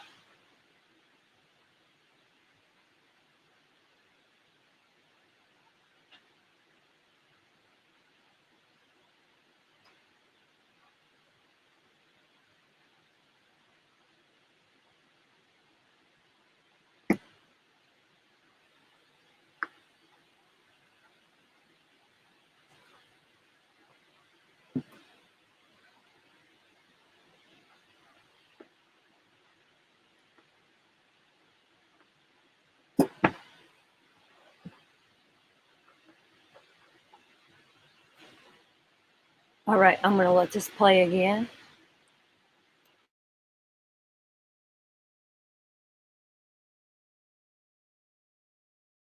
They're unsafe. Communication and encouraging students to reach out and use resources. That's a fantastic campus. I talked to their dean of students office yesterday, and they are mobilizing their support resources. All campuses have supports in place. Students just need to make sure they're leaning in and reaching out to it. And many times students don't, but we encourage that. Absolutely. Hi, this is Hadia Thark with the Argonaut. This may be a question for Scott Green or Blaine Eccles. So with the decision to cancel classes on Monday, while I understand the university is trying to remain flexible for students, why has class not been canceled for the remainder of the week? Well, because a number of our students still want to go to class. They gain comfort in being around their other students. They gain comfort from interacting and staying busy with their faculty and attending classes, labs. Some are working on their semester projects. So we've heard from them. At the same time, we want to provide the ability for any student who did not feel comfortable staying around, who did not want, who was unable to process that way, that they had that opportunity to go, and we've been helping them as well. All these absences are excused. We've asked our faculty to work with those students who chose to go, so we felt this is the best way to respond, to give as much flexibility as we could to our students and our faculty to help manage the situation. And frankly, I think they've done a very, very good job. Thank you. Is the university working with the parents or the families of the victims? Are you in touch with them? They are. I'll turn that back over to Blaine. I know we both have been in contact with the families, but he's been very close to it. And so, Blaine, you want to take that question? Absolutely. One of the hardest jobs I have is talking to parents of students who have died. It's the absolute worst part of my job. And so I've reached out and made contact with all the families. We've offered our support, and we're going to stay in constant contact with them. I communicated with them almost every day. We usually give it a little space and time before we reach out, just for the sheer shock of absorbing the loss of a child and what that looks like. But we're going to stay in support of them moving forward for the weeks and months to come, and in whatever capacity they need. We've talked to a few of them, and they've expressed some frustration with the lack of communication from investigators and from the officials involved on that side of it. Has the university heard that from them? How are you working with them to help kind of close that communication gap? Sure.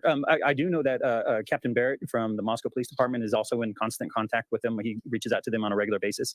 From that standpoint, I think it's safe to say everyone, the families most of all, want information, and they want justice. And I can't do anything but honor what their needs are and what they are. Whenever I hear concern from the family members about what's going on, I definitely make sure I communicate that to the Moscow Police Department. They're very busy. They're working, the men and women of this department are working really hard on their behalf and on our community's behalf. But if I can be a conduit to share information, we're absolutely going to do that. Has there been any update on the candlelight vigil that is postponed until after the break? I believe it's November 30th. November At what time? We're looking at 5 or 5:30. We're trying to finalize. Well, Yeah. There was a candlelight vigil that was originally scheduled tonight, but because of the volume of students who have left, we want to make sure we're creating a space where they can participate. We don't want someone driving back during this time to do that. So we've rescheduled to November 30th. We haven't finalized the time. We will definitely be sharing that out to our students in our community and the larger community. We're just finalizing some details. We're going to communicate that with the families as well. It'll be on campus. We haven't figured out the location yet because we're going to be monitoring what the weather looks like. We anticipate a large amount of individuals.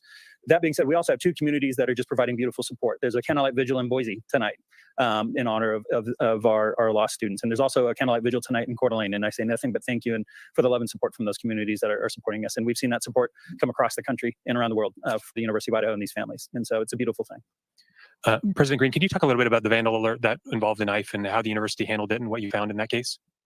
Yeah, so basically we were just responding to the information that we had from the Moscow Police Department at that time. We have an incident response team. We gathered Sunday as we were notified by the Moscow Police Department that there had been a crime committed. At the time, we weren't sure if they were students or not, and we wanted to provide help to the Moscow Police Department, and we think we were able to do that successfully to help them, identify those students and contact their relatives. So, beyond that, it was just trying to understand what the assessment was of the risk to the campus. And we relied on our subject matter experts, as you've heard. They know more than any of us about this, and then based on that, we started making decisions about how to move forward this week. Yeah, and so what were those decisions around that initial alert? What was the conclusion you had at that point about the level of risk? Well, of course, your first, on the first vandal alert, it was high risk. We had really no information, and we asked our students to shelter in place, and until we got the all clear, it wasn't all clear, but reduced risk where we could where students could start to move around more freely. We had people sheltering in places like the library and the Pittman Center and places around campus, and we didn't want to keep them there all night if we didn't have to. And so as soon as Moscow Police Department determined that it was safe for them to begin moving around but be vigilant, we sent the other vandal alerts. Yeah, my apologies. I was referring to the earlier vandal alert involving the threatening with the knife that happened in September. Yeah, you want to respond to that? Thank you, Blaine. So, vandal alert, we had a group of students walking back to Greek Row from a location off campus. They encountered an individual who was not affiliated with the university. They got into a from my understanding, a verbal altercation, and he ended up flashing a knife at them. It was not a stabbing. It was not a stabbing attack. It was a threat, to the best that we know. We sent out a vandal alert warning the individuals of our campus community at that time. I don't have the specific date, but it's out there from that aspect of it. And it's my understanding that individual then later turned himself into law enforcement, and they've addressed what that happens. So it's not So- connected in any way to this homicide. That's a question for law enforcement. You know who he is. I, I know about the incident. I don't know the individual because he did not turn. He's not affiliated with the university. So my understanding, he turned himself into law enforcement. So I can't answer the question of whether he's connected with this or not. So we want to thank you again for coming. That's going to be all the questions we take at this time. We appreciate you coming and spending time with us, and we will continue to put out information as we have time. And we want to reassure the community that the Moscow Police Department and everybody works will do everything we can. We love this community. We've a lot of us have went to the University of Idaho, and we are vandals, and we will do everything we can to solve this. Thank you.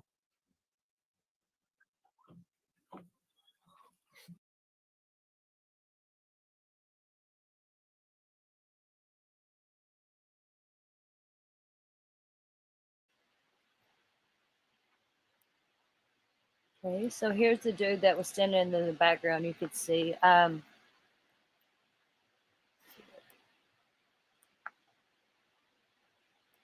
We're going to just listen to a few of the news conference people and cops and stuff for a second. And then we're going to go into our side, I guess you would say.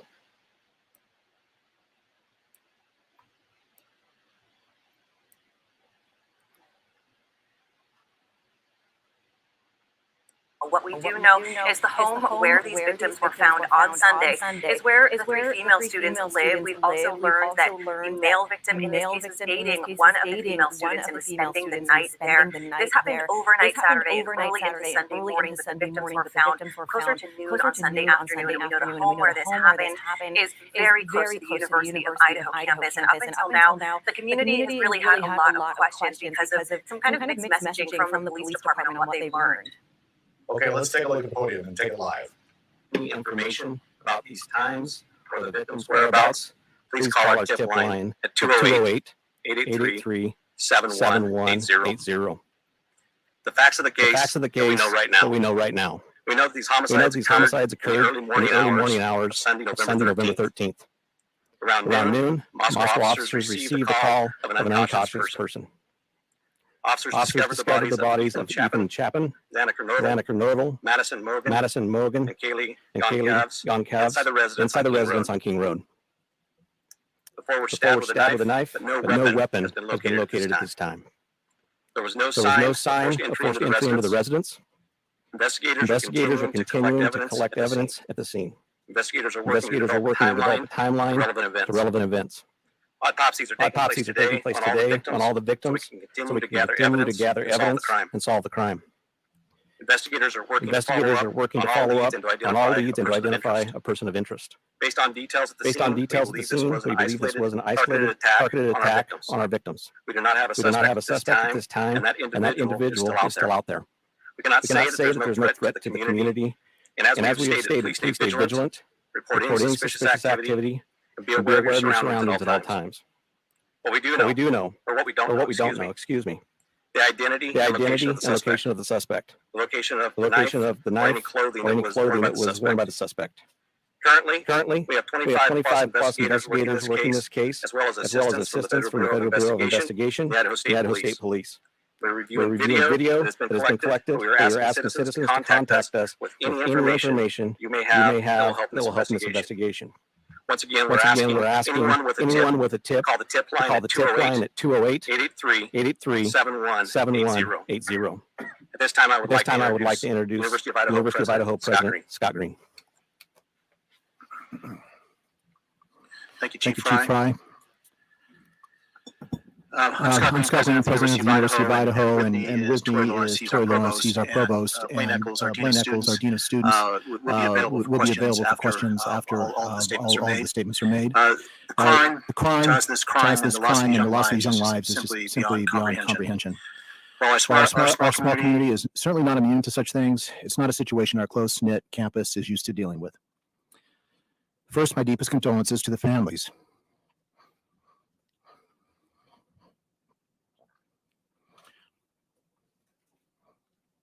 and friends of Ethan, Kaylee, Zena, and Madison. Excuse me. Their loss has been devastating, and they were bright lights in our community and are deeply missed and remain in our thoughts and our prayers. We've been working with Moscow police since we were notified on Sunday of the crime. We've helped when asked and continually push for information whenever possible, knowing that we cannot interfere with the important work and good investigations that are occurring. We just want justice for these victims. Our focus at the university is to support our students and our employees. We are encouraging students and employees to take care of themselves as we head into Thanksgiving break. I want to take a moment to commend our faculty and staff who have been on the front lines helping our students, whether that is providing counseling to those in need of support, accommodating those who want to travel home, or engaging those who find comfort in staying busy interacting with their peers and our instructors in class. Our employees stepped up when our students needed them. While we have relied heavily on the expertise of Moscow police, we feel confident that remaining open with flexibility to leave allows our students to decide what is best for them. The weeks ahead will continue to challenge us as this loss and the circumstances around this crime become known. We will support each other as we grieve, and we'll move through this together as a Vandal family. Thank you. I'd like to have Colonel Kedrick Wills come to the podium, please. Good afternoon. My name is Kedrick Wills. I serve as the director of the Idaho State Police. And as we have this discussion today, I'd like to express my appreciation for your attendance here, because it's important, vitally important, that we get the information that we have out to the public. Crime knows no boundaries, and these murders have shaken us to our very core. You heard the university president as well as the chief of police talk about this small community, and it's a very close, tight-knit community. And our hearts break for the families that lost their loved ones, the University of Idaho, the Moscow community, and even within our entire state. Be assured, the Idaho State Police is firmly in support of the work that the Moscow Police Department is doing, and we are providing every resource that we can to make sure that this comes to a conclusion, and the person or people that this are responsible are brought to justice. It's so important that you understand that this takes a team effort. This is teamwork with the university, with this Moscow City Police Department, the Latah County Sheriff's Office, the Idaho State Police, and the Federal Bureau of Investigation. It takes everybody to be able to do this, and it's a balancing act. The balancing act of getting the community the information that they need to have with making sure that we provide a case that the Latah County Prosecutor's Office can go forward with. Governor Little, Idaho's governor, has assured me that the full weight of all the resources we have within our state are available to Chief Fry and to his team. Our crime lab is also involved with processing evidence, and our law enforcement throughout the region, state, and federal agencies continue to provide resources. From the Idaho State Police's perspective, we provided detectives here from this area, as well as detectives from out of the area, state police detectives, as well as patrol resources and communications assistance as well to provide for Chief Fry and his team. Following this briefing, our communications director from the Idaho State Police, Aaron Snell, if you raise your hand, Aaron, he will be the contact for all press media inquiries from here on out. He'll be working closely with Chief Fry and his team. And we have additional, like I said, additional patrol and investigation resources brought to bear here as well. We want to do everything we can to make sure that this is done correctly and that the people that are responsible for this are brought to justice. So at this time, I'm going to open it up to some questions that I'm sure you have, and we'll do the best we can to answer those for you.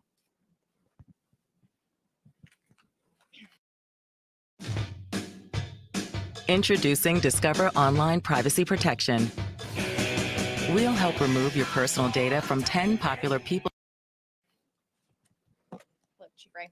Thank you for having us. I'm Amanda Rowley with Crumb 2 News. You mentioned that there's an indication that it's an isolated, targeted incident, and there is an individual somewhere. Can you give us a reason as to why there's that belief there is a suspect? And can you also give a little more information on the forced entry? There's no sign of forced entry, but was the door, did it seem like any of the entries were left unlocked by any means? I'll answer the last part there just because it's at the front end of my mind. We're not 100% sure if the door was unlocked, but there was no damage to anything, and the door was still open when we got there. And my first question, Yeah. if you'd like me to read. No, I think I have it. In these cases, we take the totality of the things that we see, and they're very dynamic, right? They're very big, and there's a lot of information, and we try to take that information, and some of it we can't share with you, correct? But we try to take that information, we try to make the best educated decision we can. We review that as a team with our detectives, along with our prosecutors, along with the university, and we try to make that best decision on that. So we, at that time, believe that there was no a threat, and our goal is to provide safety for this community. That's why we're bringing in the resources we're bringing. We want it close to this, and we want to do everything we can to let the people in our community know that we care. We want them to feel safe. We want them to be safe, and we're going to do everything we can to do that. If I could add one more question. You asked for videos or anything from the community to help put together that timeline. We obtained a copy of Twitch video, and family members of the Gonsalves family were able to identify Maddie and Kaylee in those videos at a food truck ordering food. Is the police department, our investigators, aware of that video, and has it helped put together that timeline? We are aware of that video, and it has helped. It gives us a time and space where we know that two of our victims were, and that helps us a ton, and we'll continue to follow up all leads that we can and continue to gather those. Any indication of a party at the home that night? This will be the last one, okay, I understand. Not that we know of, not at the home. We know that the other, let me get the names exactly right here. We know that Zaina and Ethan were at a different party on campus. But that timeline will still help us if other people know about that. Thank you. Chief Wright, John Webb with KHQ. On September 12th, there was a vandal alert that was sent out about a potential stabbing threat on Paradise Path. Does this have any connection with what we've seen so far? Not that we know of it, but we're following up every lead. Every piece of information we get, we are following up to ensure that nothing has gone unturned. We want to have the individual identified, who is the suspect of this eventually. So we are literally looking into every aspect of everything. And you guys have said repeatedly that there's no threat to the public, but we don't know who the suspect is. We don't know where he's at. How is there no threat to the public at this point? Well, that's kind of an unknown. Like I said, we took the information that we had at the time, but we do need to be aware the individual is still out there, right? We need to be vigilant. We need to watch out for our neighbors. We're a community policing community. We've said that for years, and it's a community that watches out for each other. We need to continue to do that until we can close this off and make an arrest. Why has there been such limited information over the past couple days? I mean, we're almost 4 days into this. Why has it been so limited? Yeah, it's a difficult, we have a lot of information coming in, and we have tried to push out some information through press. Panther, that's a good point. The two girls,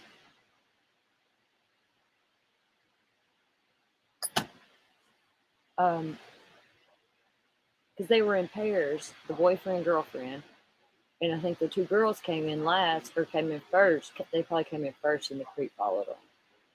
He was probably watching them at the bar. Because I got the video I want to show of the food truck too. Panther, that's a good point. To a jack. Yeah, after this we'll play the food truck video, see what we can see.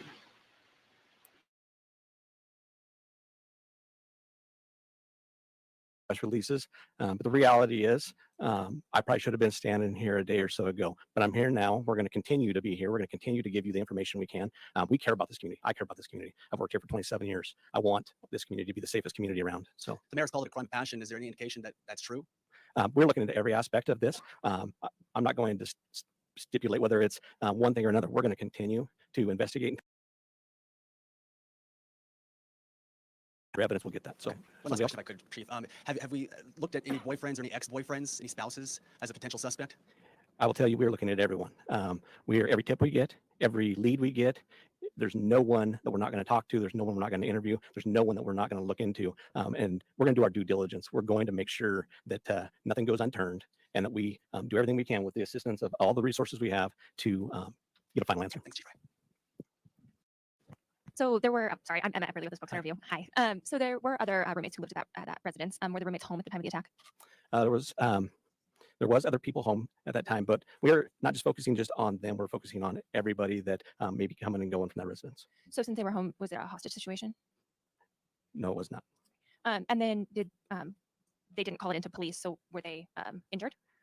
they were not injured. But like I said, we're still following up with everybody that could have been in that area. And how can you say it's a targeted attack if you don't have a suspect? Like I said, we take the totality of the situation. We try to make the best bit of information we can with everything that comes in, and then we make our decision off of that. So at this time, I'm not going to expand upon that. But like I've said, we do have a suspect out somewhere, and we are looking for that individual to solve this. Hi, Rachel Sun, Northwest Public Broadcasting. I just want to clarify something you said earlier. Over the past couple of days, the information that we've been getting is there's not a threat to the public. And earlier I heard you say you can't be sure that there is no threat. I just want to clarify what your stance is on that at this time. So we still believe it's a targeted attack, but the reality is there's still a person out there who committed 4 horrible crimes. So I think we got to go back to there is a threat out there still, possibly. We don't know. We don't believe it's going to be to anybody else, but we all have to be aware of our surroundings and make sure that we're watching out for each other.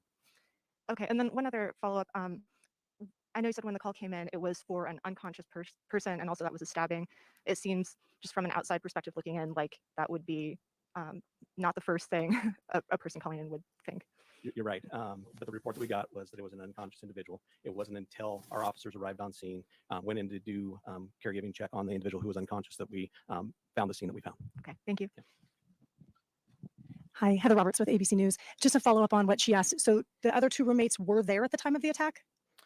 All the information that we have from our investigation is that yes, they were. Okay, but they were unhurt. That's correct. So is there any explanation as to why it took so long then for someone to call 911?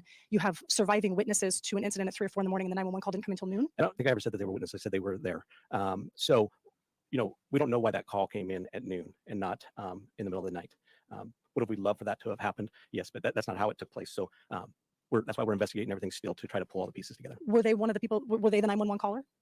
At this point in time, I'm not going to divulge who our 911 caller is, just because I want to keep the integrity of the investigation at this point. Okay. Okay. And last question, are you able to tell whether the same weapon was used on all 4 victims? That's why we're having the autopsies done. The autopsy will confirm that and hopefully collect some evidence for us, even from those. That's why you do the autopsies, is to try to be thorough and try to gather more. So we'll leave that would probably be something that would come out later. Excuse me, Derek Shug, Fox News Digital. Was there anything missing in the home, or were the person still there? Any robbery attempt, anything like that? Nothing that we have identified.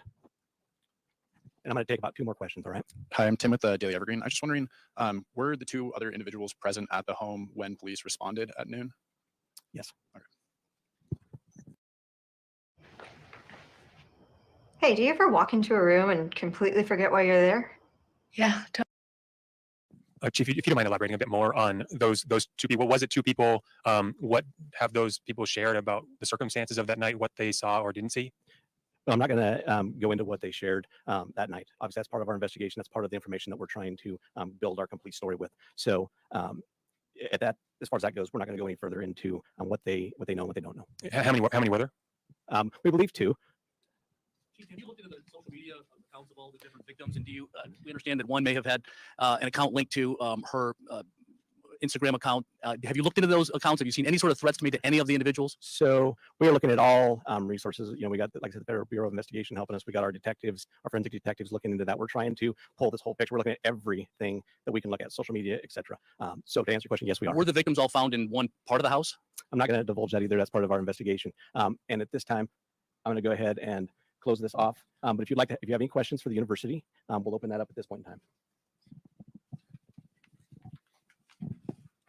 Who has not had a chance to ask a question? Yes, over here.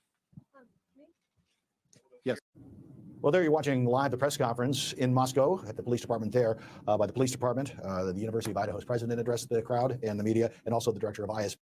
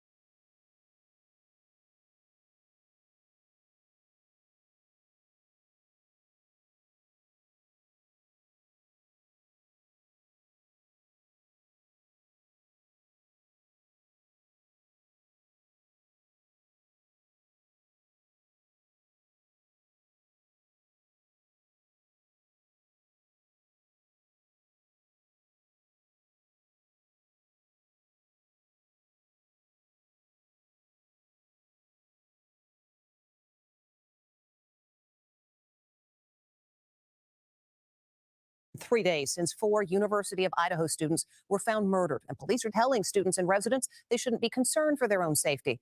But that is hardly reassuring for the rattled community or for the victims' families who are vowing to find the assailant. Now, just surfaced surveillance video is helping piece together a timeline of the hours leading up to the slayings. Here's Stephen Fabian.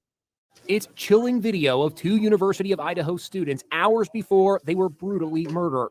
Kaylee Gonzalez in the white hoodie and her friend Madison Mogan were at a popular food truck near the campus. I would like the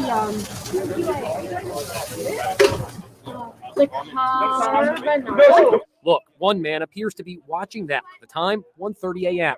After ordering, Maddie sees a friend and embraces him. When their food comes, Kaylee takes a short video to post on social media, and they walk off together. Look, the man gestures towards them and then heads in the same direction. It's believed police know who he is. Kaylee's sister Olivia watched the video. Kaylee was aware of her surroundings, maybe a little overly aware, which is also why all of this is so confusing to us, because Kaylee's not stupid. She's a smart girl. She's a strong girl. She's a mean girl. She's a fighter. The night began at around 10:30 p.m. when the friends took an Uber to a downtown bar called the Corner Club. It was a party atmosphere, with Kaylee and Madison described as being in good spirits. They left a little after 1 a.m., and that's when they stopped by the food truck. 1:56 a.m., the girls take an Uber home. They were stabbed to death between 3 a.m. and 4 a.m. that morning, along with their friends Ethan Chapin and Xana Kernodle. Very interesting how 4 students can be overcome by one person with a knife, not a gun. One possibility being explored is that the students were all sleeping when they were slain. The medical examiner described the crime scene inside the 6-bedroom house as horrifying. It was very, very traumatic. Have you seen anything like that before? No. Police have not identified any suspects and are appealing for calm today as frightened students flee the campus. We hear you and we understand your fears, police said in a statement. We do not believe there is an ongoing threat. Investigators say the murders were targeted. It's being called a possible crime of passion. Another theory is that it's a burglary gone wrong. They have ruled out murder-suicide. Kaylee and Madison were inseparable, lifelong friends. They grew up together, close as sisters. In a statement, Kaylee's family is speaking directly to the killer. We will find you. We will never stop. The pain you caused has fueled our hatred and sealed your fate. Ethan Chapin's parents are also speaking out. There's not drugs involved. There's not some weird love triangle. We will not let this sink us or sink our kids, because if anything, they have to go on and shine Ethan's bright light on their own. The day of the murders, the doomed friends posed for this photo along with 2 other students. Kaylee posted, one lucky girl to be surrounded by these people every day. A number of classes have been canceled indefinitely. One faculty member tweeting that he cannot in good conscience teach again until the suspect is in custody.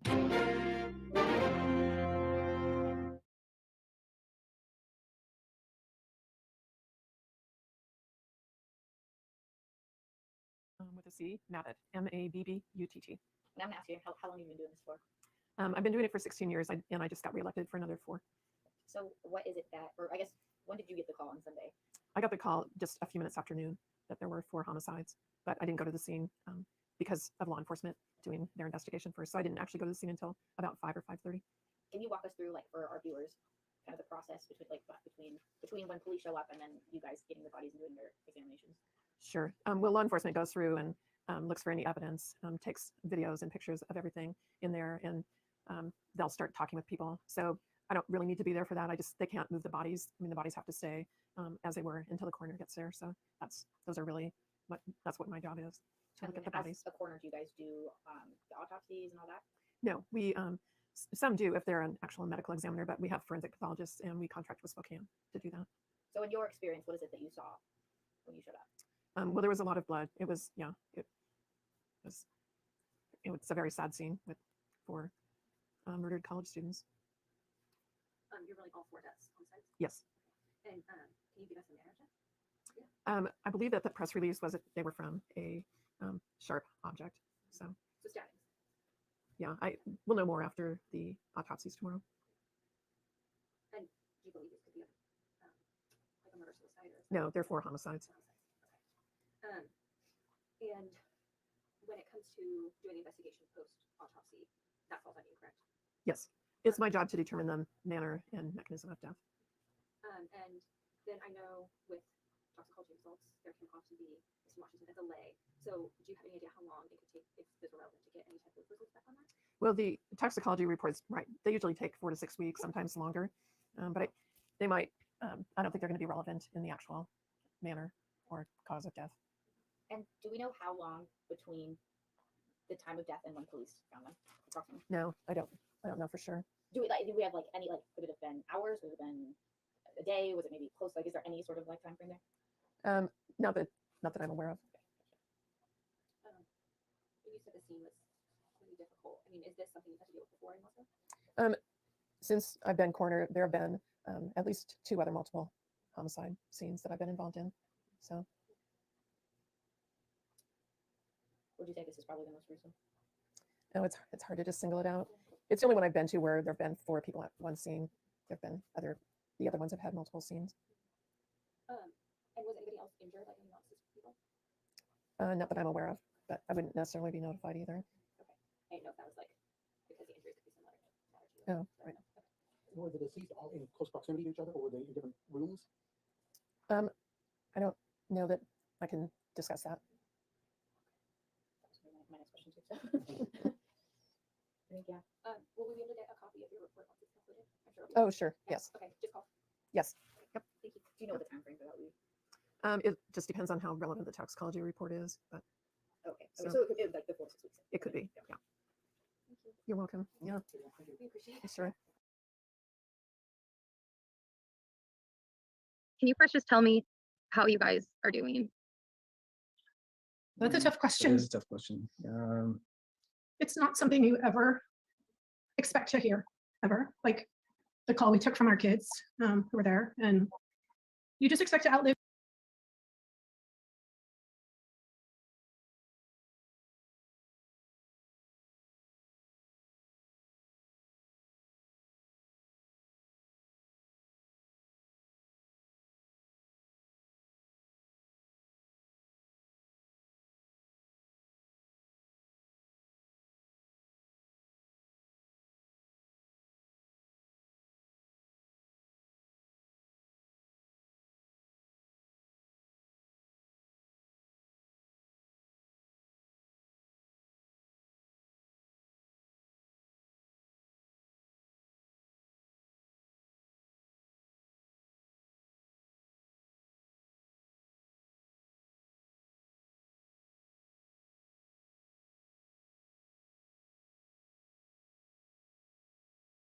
Murder weapon and the vicious killings of 4 college students in Moscow, Idaho. Those who knew and loved them or struck.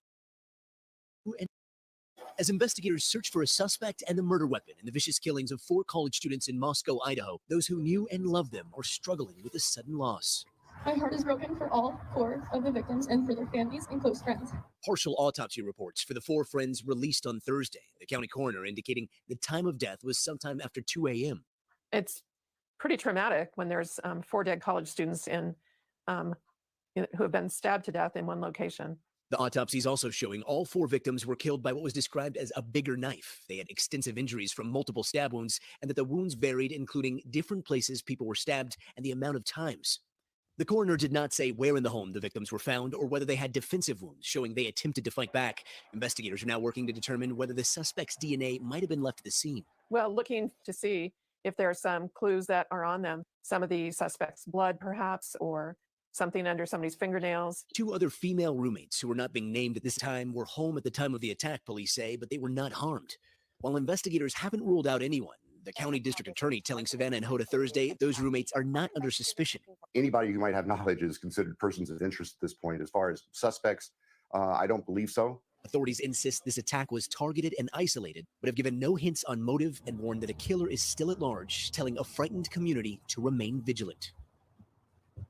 And overnight, one of the fathers of the victims, Xana Kernodle, told KTVK in Arizona that he thinks that the autopsy shows that his daughter fought back. He called her a tough kid. Now, we talked to the coroner yesterday about bruises that were found on some of the victims, but they said at this point it is still too soon to tell whether those were defensive wounds or not. Back to you guys. All right, Gotti Schwartz first there. Gotti, thank you. Let's get more insight and perspective on this investigation. Casey Jordan is with us. She is a criminologist, a behavioral analyst, a professor at Western Connecticut State University, and an attorney. So certainly well qualified to talk about this. But it really is a mystery, Casey, what may have happened here. And police are not telling us very much. Yeah, I don't want to think they're in over their heads, but we would like a lot more information by now if things were going well. The fact that we are now Friday and this happened on Sunday and they don't have any suspect increases the chances that it could be an outlier. They keep saying that it's targeted, but we can't rule out the possibility that it could be a stranger. Yeah, I was going to say outlier, you mean stranger. Yeah. They just talked about how one of the victims fought back. So you would imagine it was such a gruesome and grisly scene and maybe some evidence that some of them may have fought back. Did you find it odd that the roommates were there in the house at the time and yet, no one reported it to police for hours and hours? Well, you would think that's odd, except that having taught college for 35 years, I know what 20-year-olds are like on Saturday nights. Right. They party, they sleep till noon on Sunday. And this is a large rambling house, 3 stories, 6 bedrooms, 3 bathrooms. Assuming these victims were, for instance, on the first floor and the 2 other girls were sleeping on the 3rd floor, and if music was playing and if it's normal for partying to go on until 3 or 4 in the morning, then it wouldn't be unusual. I think that they woke up, discovered it, probably made the 911 phone call, and are completely traumatized, which is why we are not hearing from them at this point. When police, they were pretty quick to call it targeted and isolated. What is the kind of evidence an investigator would see that would lead them to that conclusion that quickly? I worry that they have tunnel vision because there was no sign of forced entry. They led with that. And I've got to tell you, people leave their doors unlocked sometimes in Idaho. College kids are notorious for forgetting to lock the door. So just because there was no sign of forced entry doesn't mean that it was someone who knew them. It's probably, most likely, a suspect in between, somebody who knows of them, maybe was stalking one of the girls, interested in their activity in that house, not particularly a friend or someone known to them, not particularly a stranger, but most likely someone in that community who had been fantasizing about something like this for a very long time. All right, Casey Jordan. Casey, thank you so much. Thank you very much. Good to be here. Hey, thanks for watching. Don't miss the Today Show every weekday at 11 a.m. Eastern, 8 Pacific on our streaming channel, Today All Day. To watch, head to today.com/allday or click the link right here. I invest in Invesco QQQ, a fund that gives me access to NASDAQ 100 innovations like CGI. Oh, don't worry. Become an agent of innovation with Invesco QQQ. Before investing, carefully read and consider fund investment objectives, risks, charges, expenses, and more in the prospectus at Invesco.com. There are plenty of questions and very few answers after 4 students at the University of Idaho were found murdered in their off-campus house. Authorities are calling it a crime of passion. Here's Stephen Fabian. It's the chilling last photo of 4 University of Idaho students taken just hours before they were found murdered. They were identified as freshman Ethan Champett, his girlfriend Zana Kernodle, Kaylee Gonzalez, and Madison Mogan. It's being called a crime of passion. The killer or killers used an edged weapon such as a knife, police just revealed. I spoke with Kaylee Gonzalez's sister, Olivia, who described the last night of the students' lives. My sisters did everything right. They went out in the buddy system. They went out together. They Ubered out. They stopped and got food. They Ubered home. They let their dog out to go potty, and then they locked their house up. They did everything right. And this still happened. Only when I Social media videos show Kaylee as a fun-loving, vibrant young lady enjoying campus life with her sorority sisters inside the 6-bedroom off-campus house where the murders took place. They were murdered between 3 and 4 a.m. Sunday, and their bodies were found later that morning. The medical examiner has reportedly ruled out a murder-suicide, but even with a killer still out there on the loose, authorities say there's no risk to the other students on campus, and that's all adding to the mystery of these tragic deaths. Many of the university's 12,000 students are scared and leaving early for the Thanksgiving break. The family of Kaylee Gonzalez pleaded with students in a statement. We urge you to refrain from spreading harmful rumors that aren't based in actuality. Misinformation is unfair to everyone involved. We're mad. We're really mad. We know that there is someone who is responsible for this. We know that there's someone who saw something, and no one's talking. We're not getting any answers, and we're not going to settle for that.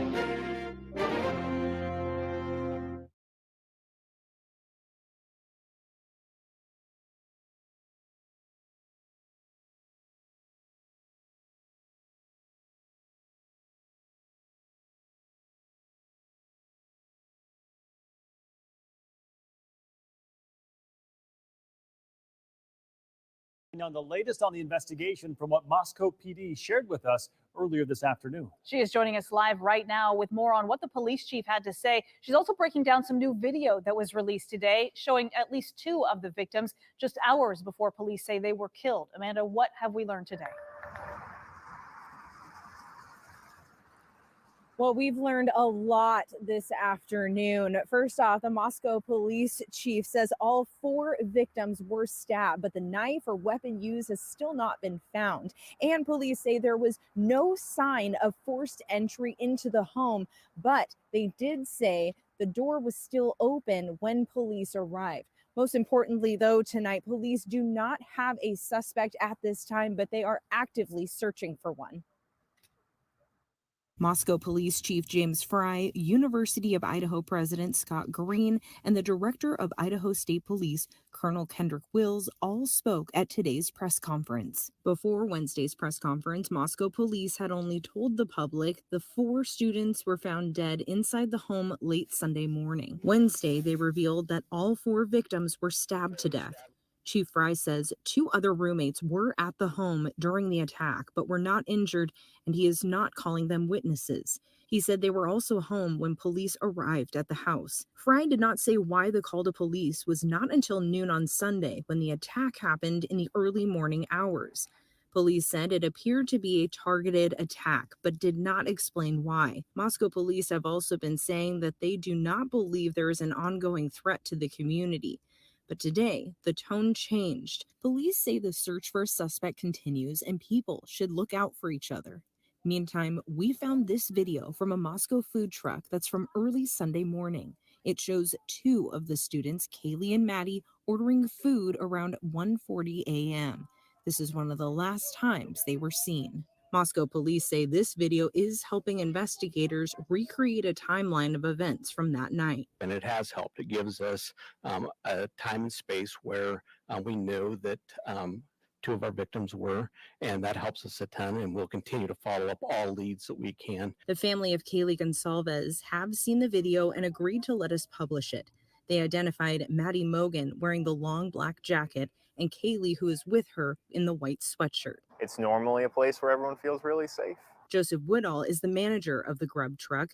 He is seen in the video working the cash register, taking the girls' order. This afternoon, he described their interaction with me. One of the blondes was just a little bit more cheery and kind of bouncing around a little bit more. And then one was like standing there and doing the hello, how are you? And goes through the interactions. And normally that's pretty normal. In most of our groups, there's people that are more energetic and people that are managing the energetic people. Joseph told me he felt incredibly sad when he learned the news about the girls he had just seen the other night. Hope they find the person.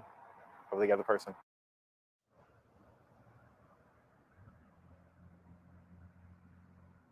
Now, just a couple hours ago, the Chief Fry, also admitted he should have been standing in front of the public, in front of the media, addressing our questions earlier. But he says, I'm here now, I'm here today. And he says investigators are currently working diligently to get answers. In fact, moving forward, we were told in this press conference that all future updates on this homicide investigation will come from the Idaho State Police. Reporting in Moscow tonight, Amanda Rowley, Creme 2 News. Time to steal Christmas.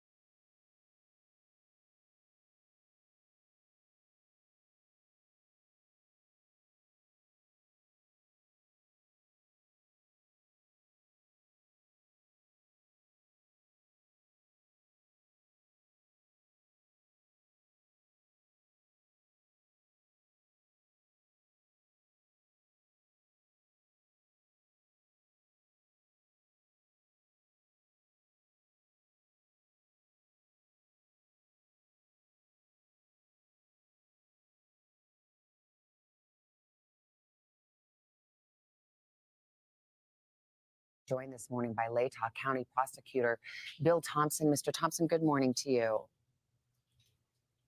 Good morning. Police there have called this a targeted, isolated attack. Are investigators looking for a particular suspect or suspects this morning? At this point, the investigators are looking at all possibilities. They don't have a specific suspect. They're continuing to work on that. Do you believe that whomever did this is still at large? Yes, we have no one in custody, and the police have been unable to identify who's responsible for these homicides. Is it possible there's more than one suspect? It certainly is possible. That's the purpose of the investigation. That's why we're really hoping for any information from the public that can help the investigators recreate everyone's activities Saturday night and early Sunday morning, and hopefully give them the leads, the information to identify who did this. There's so many things about this case that are so hard to put together. Veteran police officers who arrived at the scene said it was one of the most horrific and gruesome scenes that they had ever seen. Yet somehow there were two roommates who were in the house who apparently didn't hear anything. What are the red flags you have there? And are those roommates considered persons of interest? Well, anybody who might have knowledge is considered persons of interest at this point. As far as suspects, I don't believe so. The investigators continue to work hard trying to interview everyone who might have any information and hopefully figure out and identify what occurred and why and who's responsible. As we understand the timeline, and we recognize that this is an investigation very much ongoing, the four came home, early in the morning, Sunday morning, let's say 1:45, 2 o'clock in the morning, something like that. The 911 call didn't come until midday the next day. Does that raise any red flags for you? How do you explain that? I think the investigators are trying to ascertain why there was a delay and what actually occurred, what was heard. That's a question that's out there, and I know they're working on that. We're trying to assist them as much as possible with obtaining search warrants for data and cell records and social media and anything that might help. Do you know who called 911? Can you reveal who reported this? I can't reveal who made the 911 call. The police do know who made the 911 call, though. Obviously, we don't know anything about motive, but the mayor did initially refer to this crime as a crime of passion. Why did he say that? I can't speak for Mayor Betke. To my knowledge, there is nothing to indicate that this has been determined to be a crime of passion. We know it's just a horrible crime, and 4 young lives have been lost. And finally, initially, investigators and the police had said the community has nothing to worry about. Now they've sort of said, well, of course we should be vigilant because there is a suspect or suspects still at large. What is your message to that community this morning? Well, I think the fact of the matter is that whoever is responsible for these murders is still at large. The investigators do not know who that person is. From what they've told my office, they believe that this was what they call a targeted attack and not just a random act of violence. And I think they tried to communicate that, but obviously that communication didn't work very well. It's unfortunate for any confusion in the community. People just need to be vigilant and help us however they can. We hope that we can identify who's responsible and get them off the streets as soon as we can. We're sure your officers and prosecutors are working hard there. Thank you so much, Latah County Prosecuting Attorney Bill Thompson. Thank you for your time this morning, sir. You're very welcome. Keep us in your thoughts, please. We will. Thank you so much. Hey, thanks for watching. Don't miss the Today Show every weekday at 11 a.m. Eastern, 8 Pacific.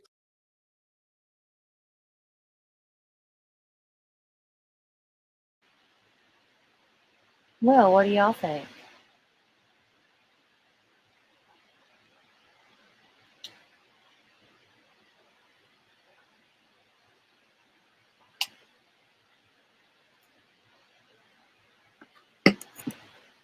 No, that kind of just gave, like, the gist of what was going on if people didn't know.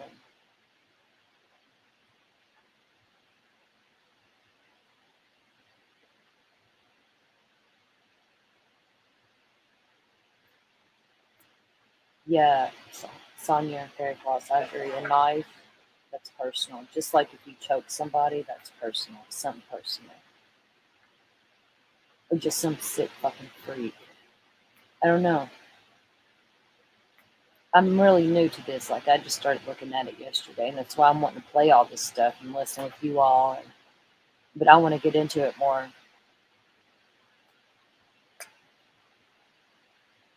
Yeah, when a lady did a live on it last night that I watched. I didn't watch all of it because it was late when I was watching it. But I want to share it with you all because, like, she shows the house, inside of the house they lived in, and everything.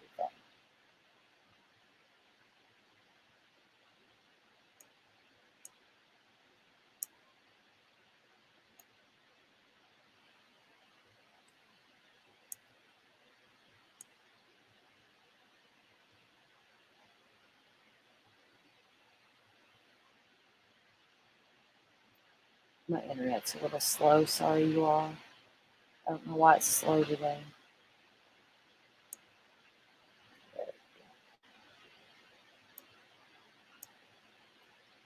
This is a live.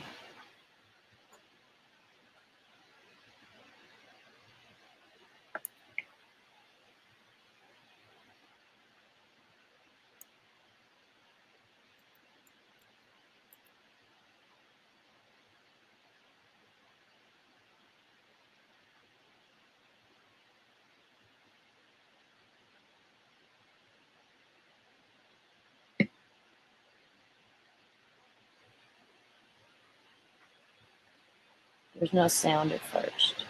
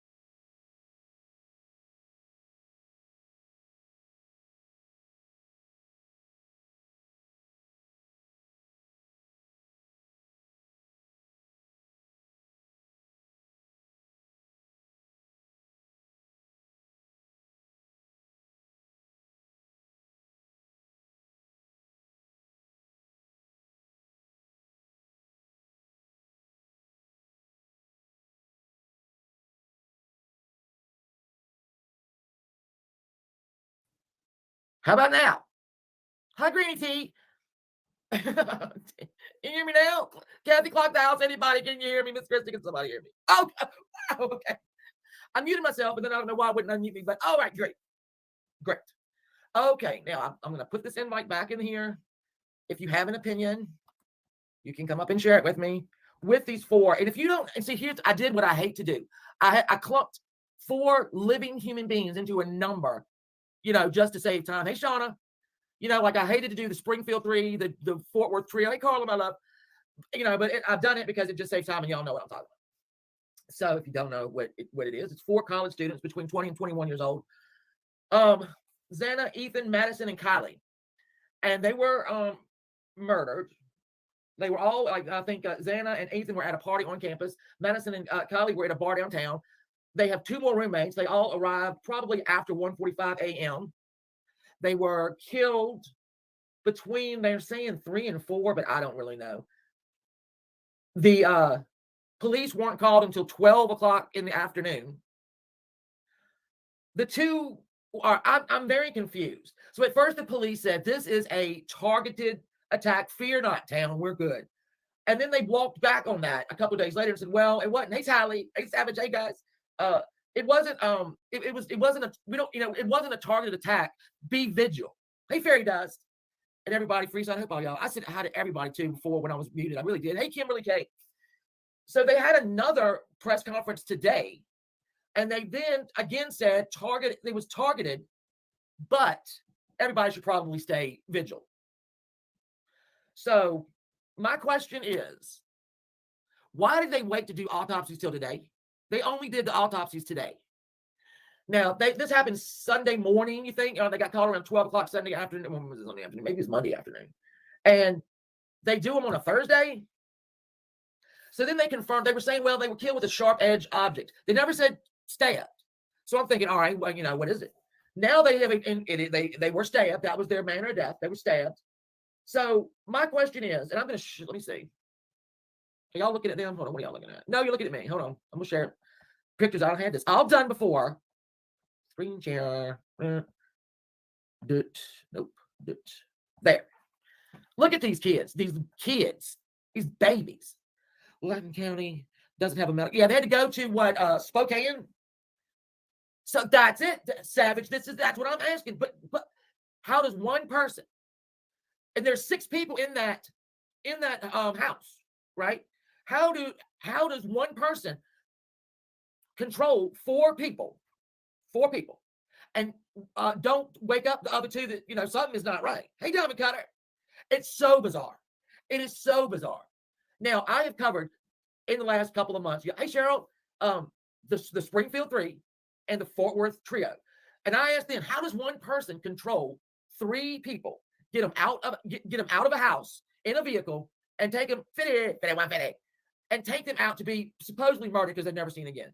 How does one person take 3 girls out of a mall parking lot and do it? It's been done. Look at Richard Speck. Exactly. So now I can only, and I'm going to say this, I want somebody up here that has, if you've never been on a panel before, today's the day. Today's the day. Hold on. Hello. Did I say hello, Colette? I hope so. Now, in my town, many years ago, this is the only reason why I even thought about this.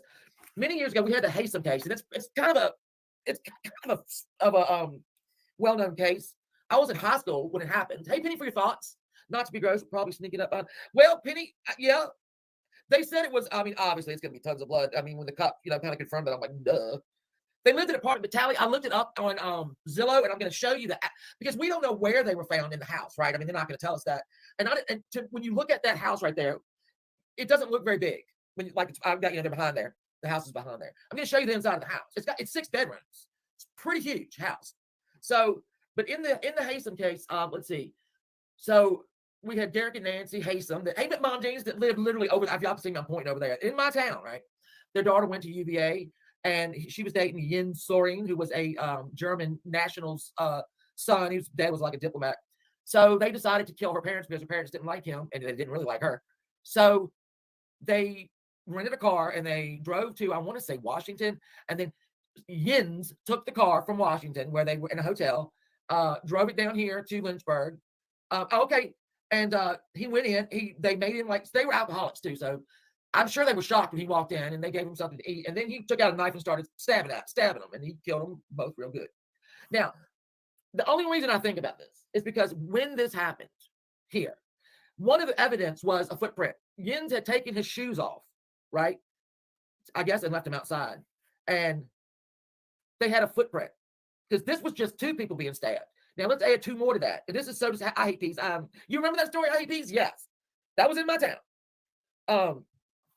They had his footprint, and also other things that like if you are stabbing somebody, and what you'll leave behind, what happens is you have the hilt of that knife, right? And this is true with OJ. If y'all remember OJ, you hold in the hilt of that knife, right, and it starts to get wet with blood, and your fingers start sliding up and down, and a majority of the time you will cut yourself.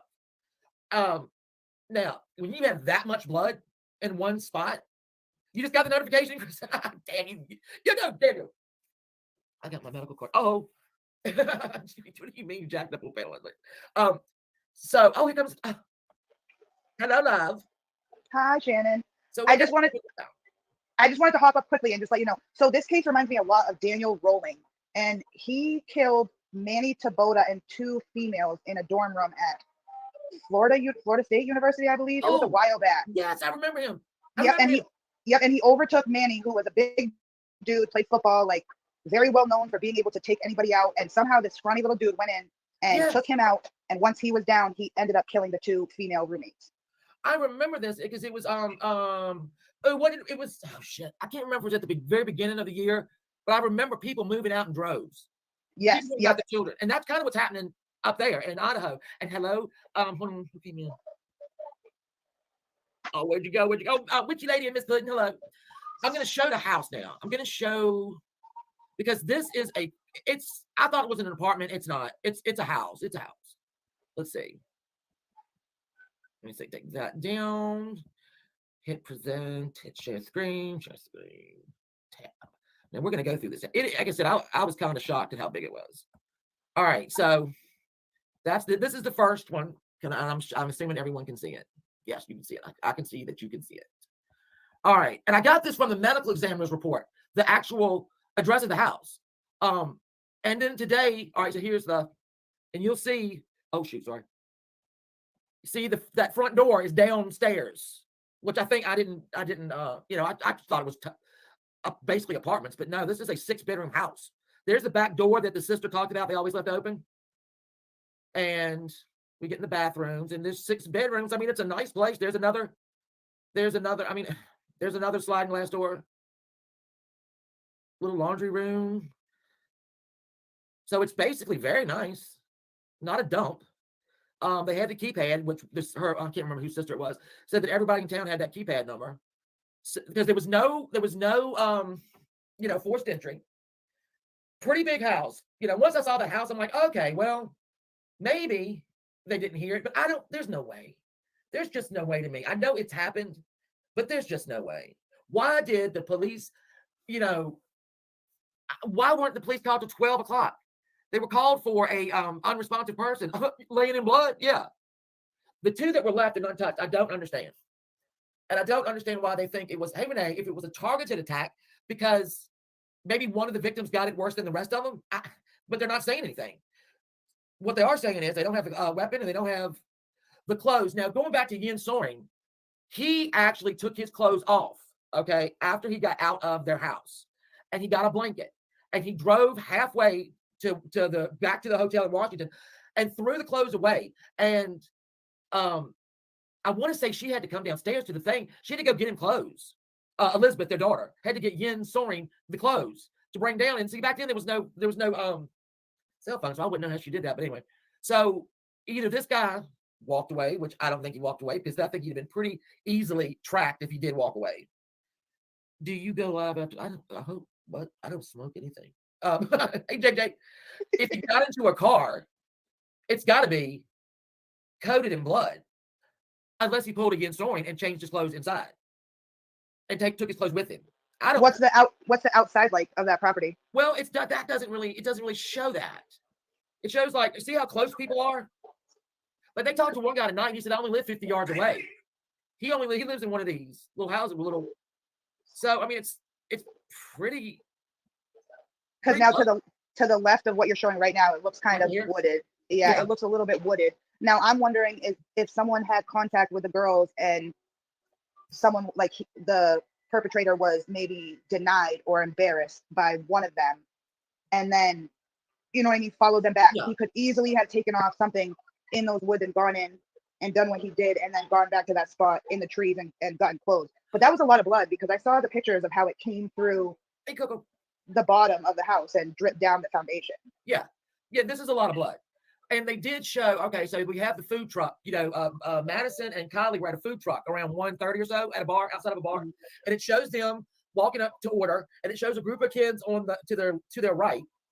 And they were all talking, in their little group. And I don't know which one, Kylie or Madison, kind of walked through them. And then when they got their food, they walked away, and they exit screen left, right, past the truck. You see a kid point at them and then kind of walk fast, but he never goes over there. Because they're off screen. They've gone to the left, whatever, that's the parking lot or whatever. This kid walked away kind of quickly from his group, but he just walked up the sidewalk. He never went over there. So I wanted to say, yeah. See, they thought maybe one of the girls' ex-boyfriends. They cleared him. He's been cleared. He had nothing to do with it. So yeah, that's so tough. And you never know, because you can interact with anyone throughout the day. Anybody. Oh, yeah. And it could be anybody. You could literally walk by somebody in a store and look at them wrong, and that's it. Well, you remember the guy you were talking about, he had no connection with these people at all that he killed. Yeah, yep. No connection at all. So, I don't understand why they waited on the autopsies. I don't understand. I understand that they didn't have a guy there, but 4 days, I want to know about, and then, they were stabbed. Bruising, defense wounds. I need to know all this. And I know I'm not privy to it because this is all the investigation. But this is just so odd. And talking about the Haystams, they didn't get the two ding dongs that did it. Well, only one guy did it. I mean, so that's kind of what you're saying. One kid killed those two people, and that dad, he won't no little man, but he was drunk, so that helped. But there was a friend of mine whose dad was worked for the coroner, and he was on scene. And so in high school, right? He's that Yin Zoring, when he came out of the house, climbed up a tree and came back down. And I'm like, because they luminoled everything, right? Back then, luminol was like brand new. And they could get it. He went up the tree, and it showed his the rest of his footprints fading, but going to a vehicle that's not there. Now, my thing is, this kid, whoever did this, had to walk out of this house, front or back, covered in blood, or maybe he got new clothes from in there because the boy was there. How are you that confident? How are you that confident? Yeah, stabbing is very personal. It takes time. It takes a lot of time. People, you see movies where, even like if you've ever seen somebody get shot, they don't, how in the movies they get shot, they just fall. Or in the movies where you get clunked in the head, when you just fall and pass out. Oh, Amanda, I'm going to find you. But stabbing is so personal. And to do it to 4 people. And I want to know what happened with the other 2. Why weren't they touched? Why didn't they? Oh my gosh, Deborah. Deborah, it says it's not connected. Deborah, your device is not connected. So I'm going to kick you and then try to come back. It does that sometimes. Yeah, the throat area. You're right, Penny. But you're going to make noise. Do you know what I'm saying? You're going to make noise. There's no way. Even slitting your wrist, slitting your throat, you're going to make noise. It should have been a hell of a fucking fight in that damn house. Yeah. And you still, even with the throat, you have a second to fight back. You have a second to do something. And just think of the blood that person had to be covered in. Also, too, I'm wondering where they were found. Hey, state of disorder, where they were found. I don't know. Could somebody drunk do it? The other the 2 girls could be. It could be. Could be they were just passed out drunk. I mean, that's happened. But hey, Tennessee Poppy, hey, watcher. But I'm thinking, hey, Outshine, if I go in there and I've just killed 4 people, I'm not leaving 2 people that might have seen it or heard it. I ain't leaving them. Then maybe that's just me being a mastermind. A horrible person. But I ain't leaving 2 people that might have heard something. Outshine, let me see what happened. My brother was dead. Oh my God. Outshine, I am so sorry. I am so sorry. 20 years old, still a baby. Yeah, try again. It just does that sometimes, Deborah. You just have to come again. Hey, Jenny, your shit's blowed up over there on your channel anymore. I can't even get in. Hello, Brantley. Yeah, they might not have known. They might not have. Brantley, I am fairly just like devious. I ain't leaving the house where I done killed 4 people, and no, I'm gonna check every room. Sorry, that's just me. That's why y'all know I'm so good at hey, Danby, I'm a crime genius. I just don't understand it. I don't understand it. And I think about, let's see, I got a 20-year-old son. I've had 2 before him, 20-year-old children. And the thought of this for their parents, especially this time of year, we just had a shooting here in Virginia, hour and a half. This in Charlottesville, that's where me and Angelo always meet when he's in Virginia to eat. And it was the UVA football players and a guy that used to be on the team just got in there. They went on a field trip, I think, to Washington to watch a play. We're coming home and he shot him in the head. I want to say Saturday night. I think people came home in different sets. The couple was home. And then, okay, all right. I mean, it's just, you think about you leave, your kids going to school. You tragedy pimp. Well, thank you, baby. Does anyone else have a theory? If y'all do, I'm going to put this out in here again and let's discuss because I'm just confused by all of it. And I don't want to here's what I was afraid of. Because y'all know I don't discuss any crime that's not at least 25 years old, right? I just don't do it. And I don't want to tragedy pimp this. Do you know what I'm saying? I just think it's odd. These things are odd that are coming up. And hey, love. Hey, Shan. How are you? Good. So I had the similar questions as you was, how does one person take out 4? So then I was thinking, well, they all went out separately that night in sets of 2. So there was 3 sets of 2s. Right. If they all came in sets of 2s, maybe one does too. Okay. I still don't believe it was just one person. The thing I find super suspicious, and I seen the law enforcement press conference yesterday that they're not releasing any information about, was the 911 call. Yes. Because the 911 call, they just say somebody called in that somebody was unconscious. Well, the people were inside the house, not outside the house. That means Right. somebody went inside the house. And they've never said, in fact, that I heard the policeman today say, the chief, he's not going to say who called. He's not going to give the name of who called. Yeah, he said he won't release who called. So I'm like, okay, and then they say the call didn't come in until around noon. I think it was like 11:58 was the dispatch report that was released online, but it wasn't until almost noon. And people were like, oh my gosh, how did the other two roommates not get up and see them? And I'm like, yeah, but if you've ever had roommates, unless you're like real good, like if it's your bestie or something like that, I don't know that you go and like knock on their doors after a night of partying. I also don't know if you wake up before noon. Deborah, it still says device not connected, and I don't understand why. So that's why when I found the blue, well, it's not really a blueprint, but you see the house, yeah. I wanted it because I'm thinking, okay, this is like a 3 or 4 bedroom. Yep. Play, but this has got a lot of room. So if you look at the outside, like in the press, like the media pictures where they showed the blood coming out of like down the foundation, right above that is one of the bedrooms if you look at the layout.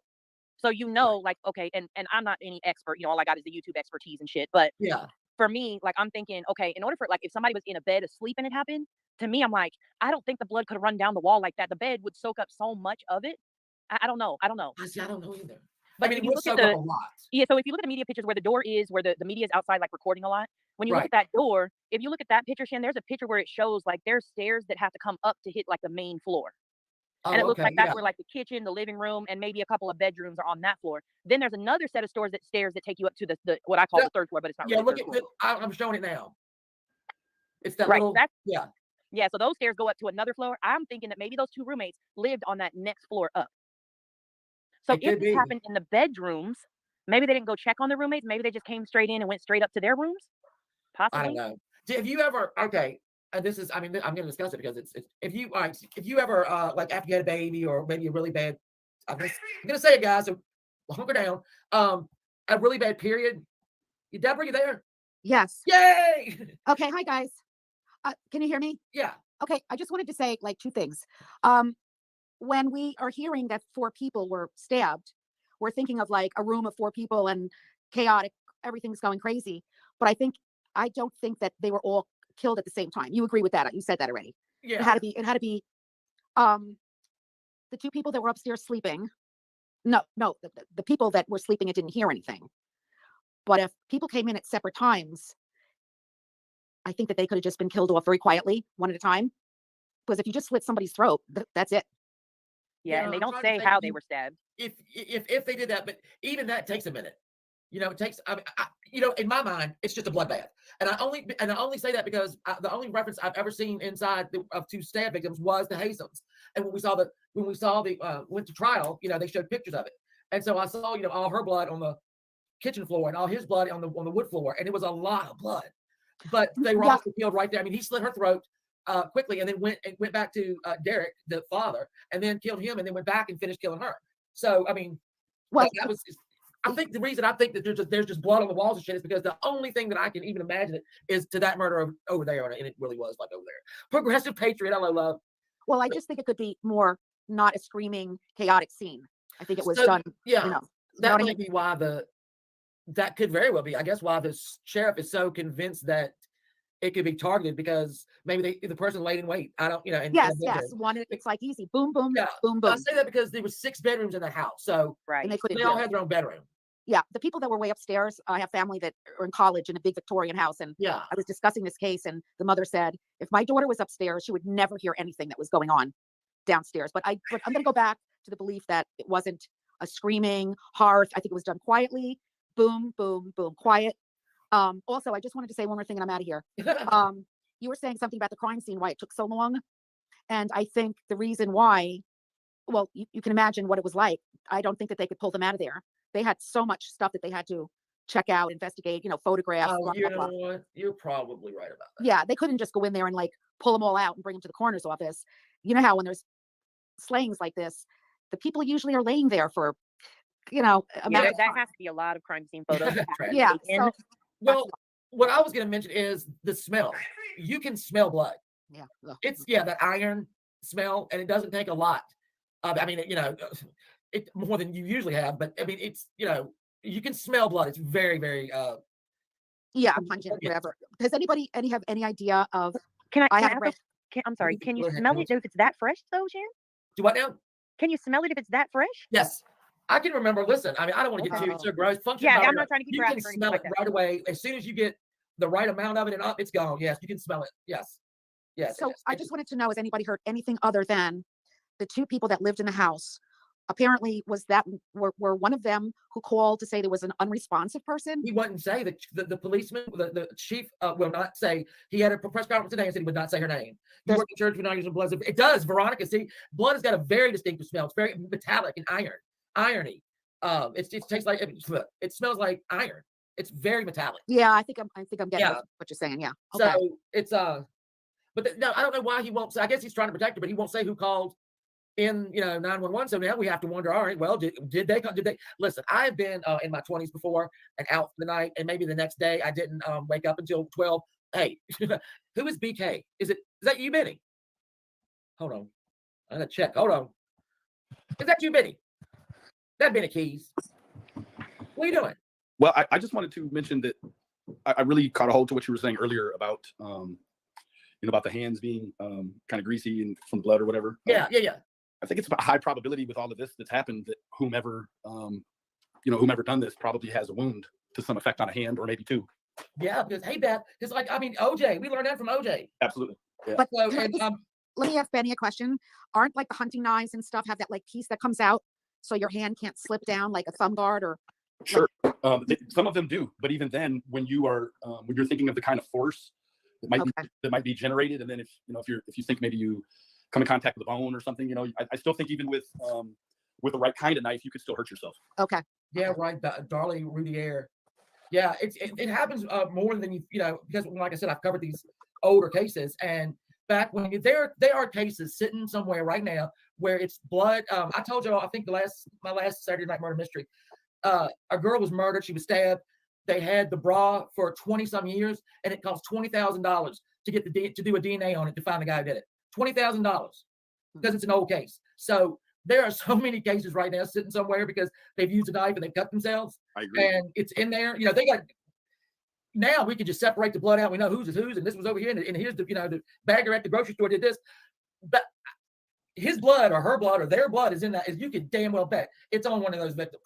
I think after 4 people, you're Yeah. guaranteed to have some type of cut or something from him in that blood there, or be able to take pictures of somebody's hands if you got someone and see like a cut, especially a cut. It's not going to heal. No. A bruise may go away a little bit quicker, but a cut is still going to be there. Yeah, ask OJ.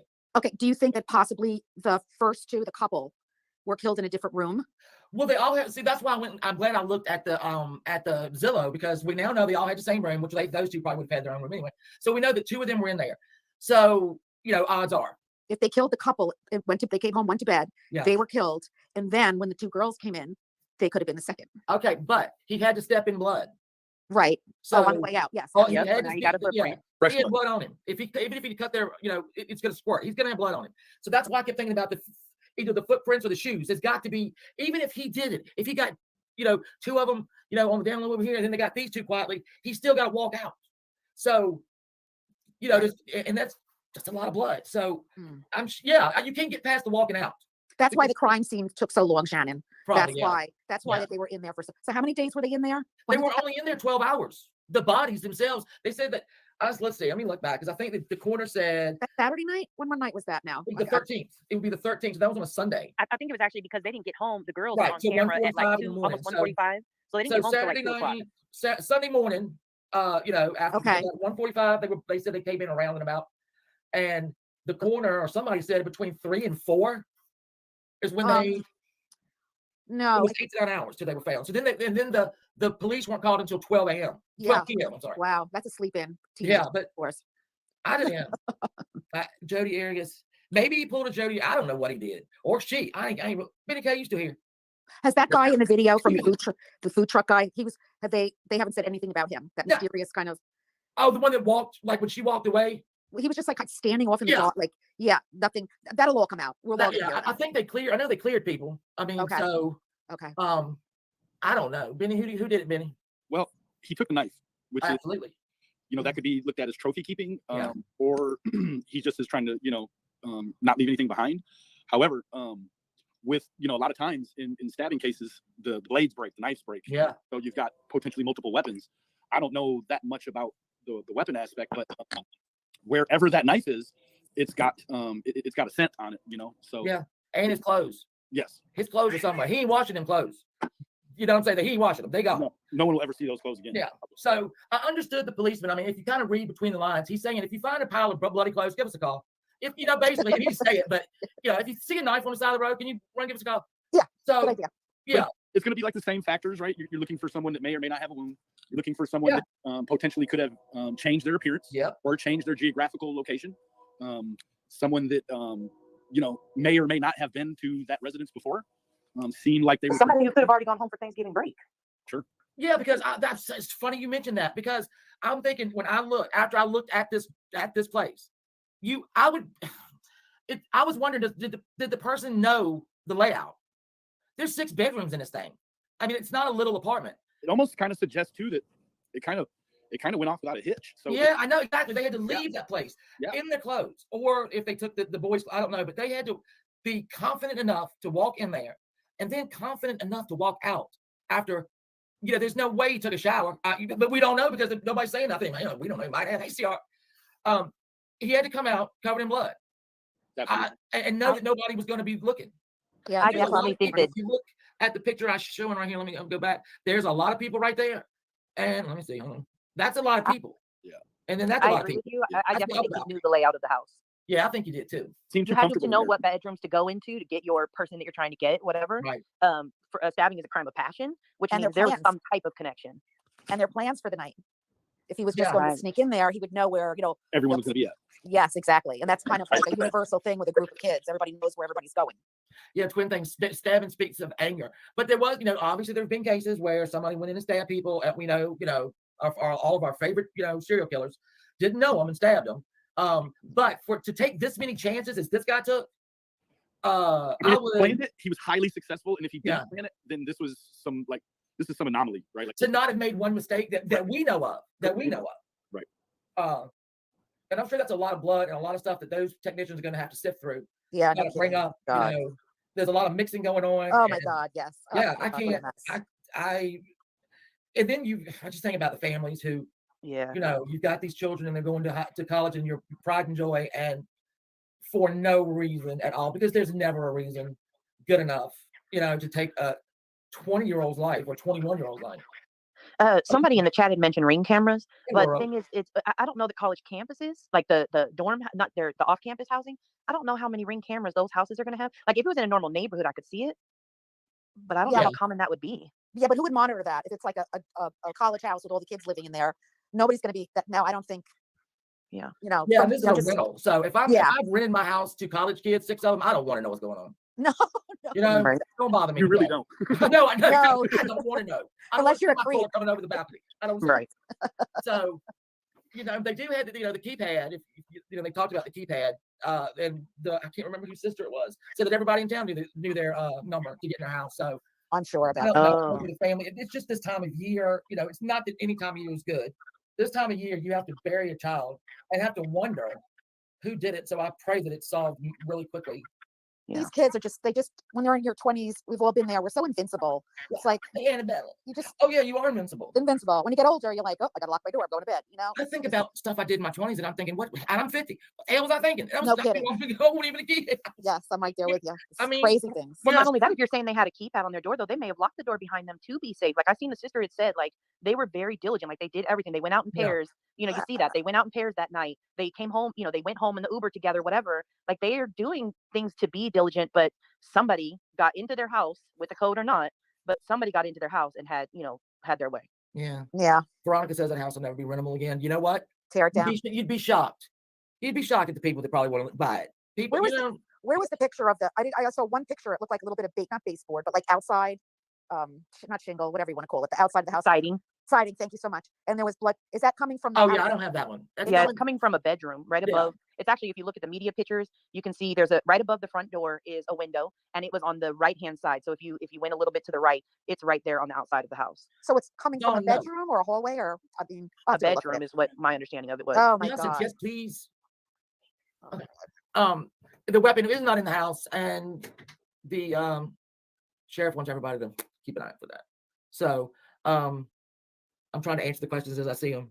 I mean, now I don't feel as confused, but I'm actually still confused because it just doesn't make any sense to me. Correct. It doesn't make a lot of sense. It doesn't make a lot of sense. No. I mean, we've got a lot of possible. I think I feel better because we have a lot of possibilities. that I hadn't thought about before, but it's still weird as shit. Oh, thank you. And like I hope we find out more. And I feel for this police chief because look at that little town. Their probably biggest crime is a drunken public. Yeah, so And now sad. you got 4 brutal murders on your hands, and you don't even have a damn coroner. You Yeah. know, so I They do don't. pray for them. I mean, even if they get an arrest, I don't think no matter what that person says or doesn't says or what comes out or what the motive is, I still think it's senseless. Oh, sure. You know what I mean? Like I don't Okay, think if that one of there's these girls, went and kicked this person's dog to death. I mean, it's never a good enough reason. I mean, I don't understand taking 4 people with you. I don't. Oh, Annabelle, you are so sweet. Thank you. I love you big too. What did you mean, Shannon, by saying they don't have a coroner? They don't have the bodies had to go to Spokane County. Oh my God, really? So maybe that's why it took till Thursday. For someone to pick them up. Yeah. Yeah. Yeah. And so, these are little towns up there, what do I always think of Fargo? That movie Fargo. It ain't quite that out of town, but I mean, it does take a lot of evil and anger. And, I don't know what's going on. And I don't know if anybody in my city, which is pretty, I mean, I got Liberty University as, just one of the 4 high, thought of universities in the area, in this town. And so we're pretty educated, I mean, there's college students everywhere. Some of them stupid as rocks, some of them rather brilliant. We've had 9 shootings since October. 9. One was when I was we were on Fucking Up Friday. Remember I said there was a mass shooting at a bar? Yeah. So whatever happened with that? Got killed. I never read anything about it. Yeah, well, no, because you know how things change. Somebody said, "Oh, he went there and unloaded." He shot the guy. Him and the guy, and actually, was the man was his this little dude wanted to fight the owner's son, and he kept telling him to step outside. So, like a fool, they stepped outside, and he turned around and shot him. A punk. And and we had a shooting the other day that they wouldn't let the like middle school and elementary school kids leave the schools because of where the shooting was. So I don't know if it is going on all over. I don't know if it's just something in the water over here. I don't know, but it's everywhere. It's everywhere. Yes, I think it is everywhere. And I don't know what. I guess it's just hard times, man. We're all having hard times. We're all golly. Just going I think it's a lack of empathy in people in general. Yeah. For life. I think there's no value. Like everybody. He was in Idaho with 50 months. It seems like there's just no value to life. Like there's just. Your life is only worth what somebody else deems it possible, and that's so sad. If you happen to watch, and I'm sorry, you can kick me off in just a second. If you watched the lack of any kind of respect for life when you watched Darrell. Oh, like yes. No, nothing, No. Void. That's no. it. Did you watch any of that, Benny? Oh, Benny didn't know. Yeah, I watched. I wanted to choke him every day. It was like he hit. In his mind, it's like he hit stuffed animals. He didn't. Yeah, he didn't. There was nothing there. There was nothing. How could you call people as your witness? And turns out you hit their kids. I watched the whole thing. Anyway, so today they just put up. I think it was, I don't remember, Fox or something, for his court. He had a court date today somewhere. Yeah. They brought him in. Did you see him? He came in with a wheelchair. He wasn't the thug that he thought he was. He looked like a little old man. Well, I mean, yesterday when he tried to argue with the judge before she passed down the sentencing. I do not consent to being called. Yeah. Okay. So Benny. Yes, ma'am. What do you think's going on in the world right now? Why are we running into this shit all the time? Kids getting taken, college kids getting killed, people getting run over. It's just the accessibility to grown up things, Did y'all see the video of that 20-some-year-old guy plow into the sheriff? What do you call him? The cadets. Yes. He drove right into them on purpose. On purpose. Yeah. I think what did they do to you? I mean, was that today? Yeah, no, it was yesterday. It was yesterday. Okay. And he went the wrong way just to hit him. Yep. And I think to myself, what in the fuck? Why is human life so devalued now? The end of my favorite show, The Walking Dead, is coming up on Sunday. But there was a guy in it, and he would say, all life is precious. All life is precious. He didn't ever want to kill any bad guys. All life is precious. And, well, number one, no, you can't do that. But it's like nowadays, even children are not sacred. No.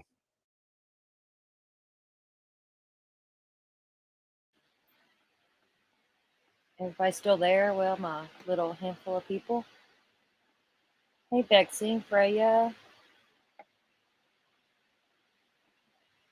Oh, that's good, Ella. Headaches are the fucking worst.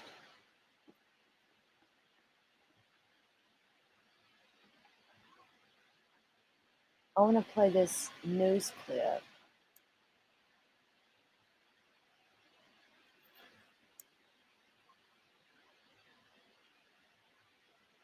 University of Idaho students were found dead in a house near campus on Sunday afternoon.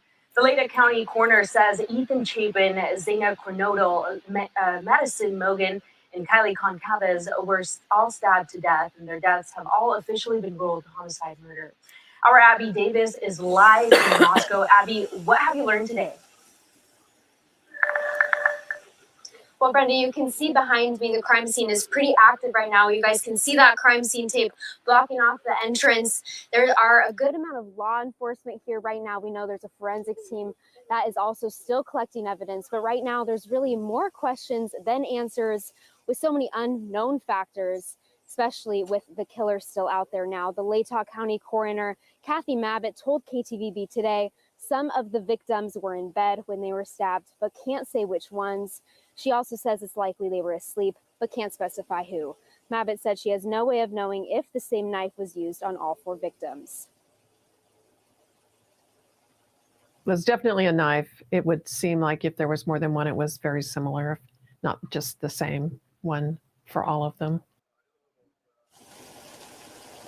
She also cannot speak to defensive wounds and can't specify an exact time of death because it was reported many hours later. Now here's what we know about the timeline. Idaho State Police actually just released a map of events this morning, so this is brand new information that we have for you guys. Look at the top of your screen. On Saturday, Kaylee and Maddie were seen at the Corner Club on Main Street.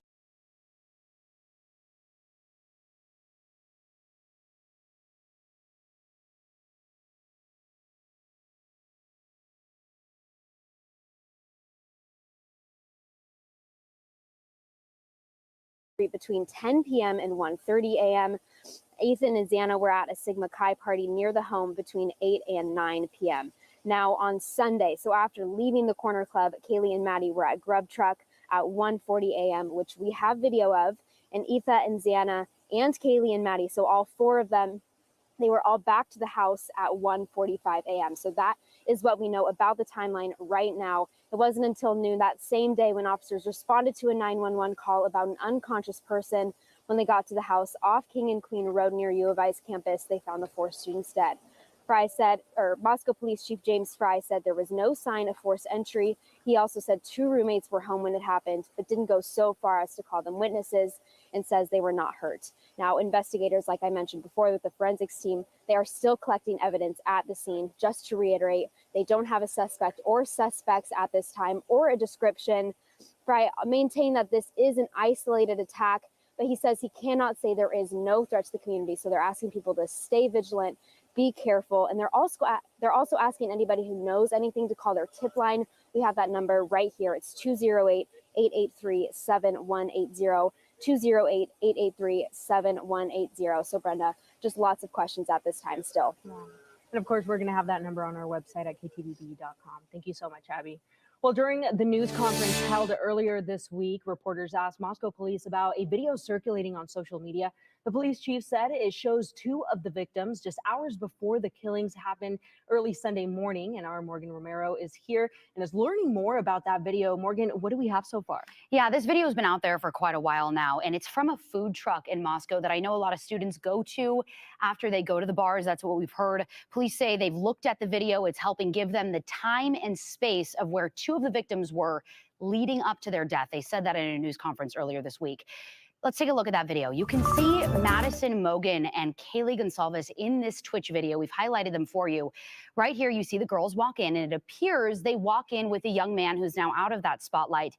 He's wearing a hat and a dark jacket, a gray hoodie underneath. You see him put his hood on. He sort of hangs back several feet behind the girls as they order from the food truck. He then, later in the video, follows Maddie and Kaylee after they order and then stands right next to them. We'll show that later on the news at 4. But all 3 are there at the food truck for about 10 minutes. Idaho State Police says authorities have contacted that young man and they've interviewed him as part of the investigation. They are not labeling him as a suspect or person of interest at this time. We also know Kaylee and Maddie were out at a bar downtown before coming to this food truck, but ISP couldn't say if that young man seen in the video was at the bars with the girls before. Again, as you just heard Abby Davis say, police still confirming and reiterating today they have not identified a suspect or a person of interest in this case yet. Well, thank you so much, Morgan. Yeah, you bet. Introducing the Phoenix 7 series from Garmin. Not the camera, leave an explosion. What do I do?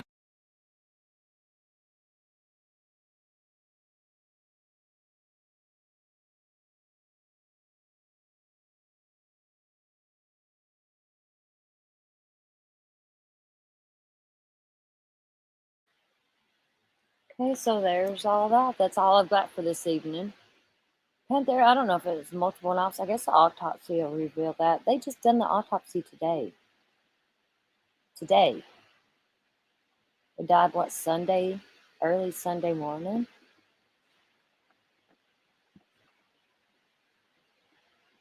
Hey, vexing.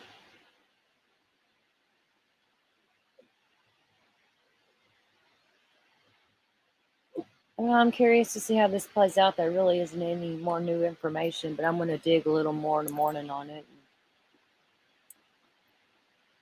But I do want to cover this case more. I just wanted to show all those news conferences and stuff to, you know.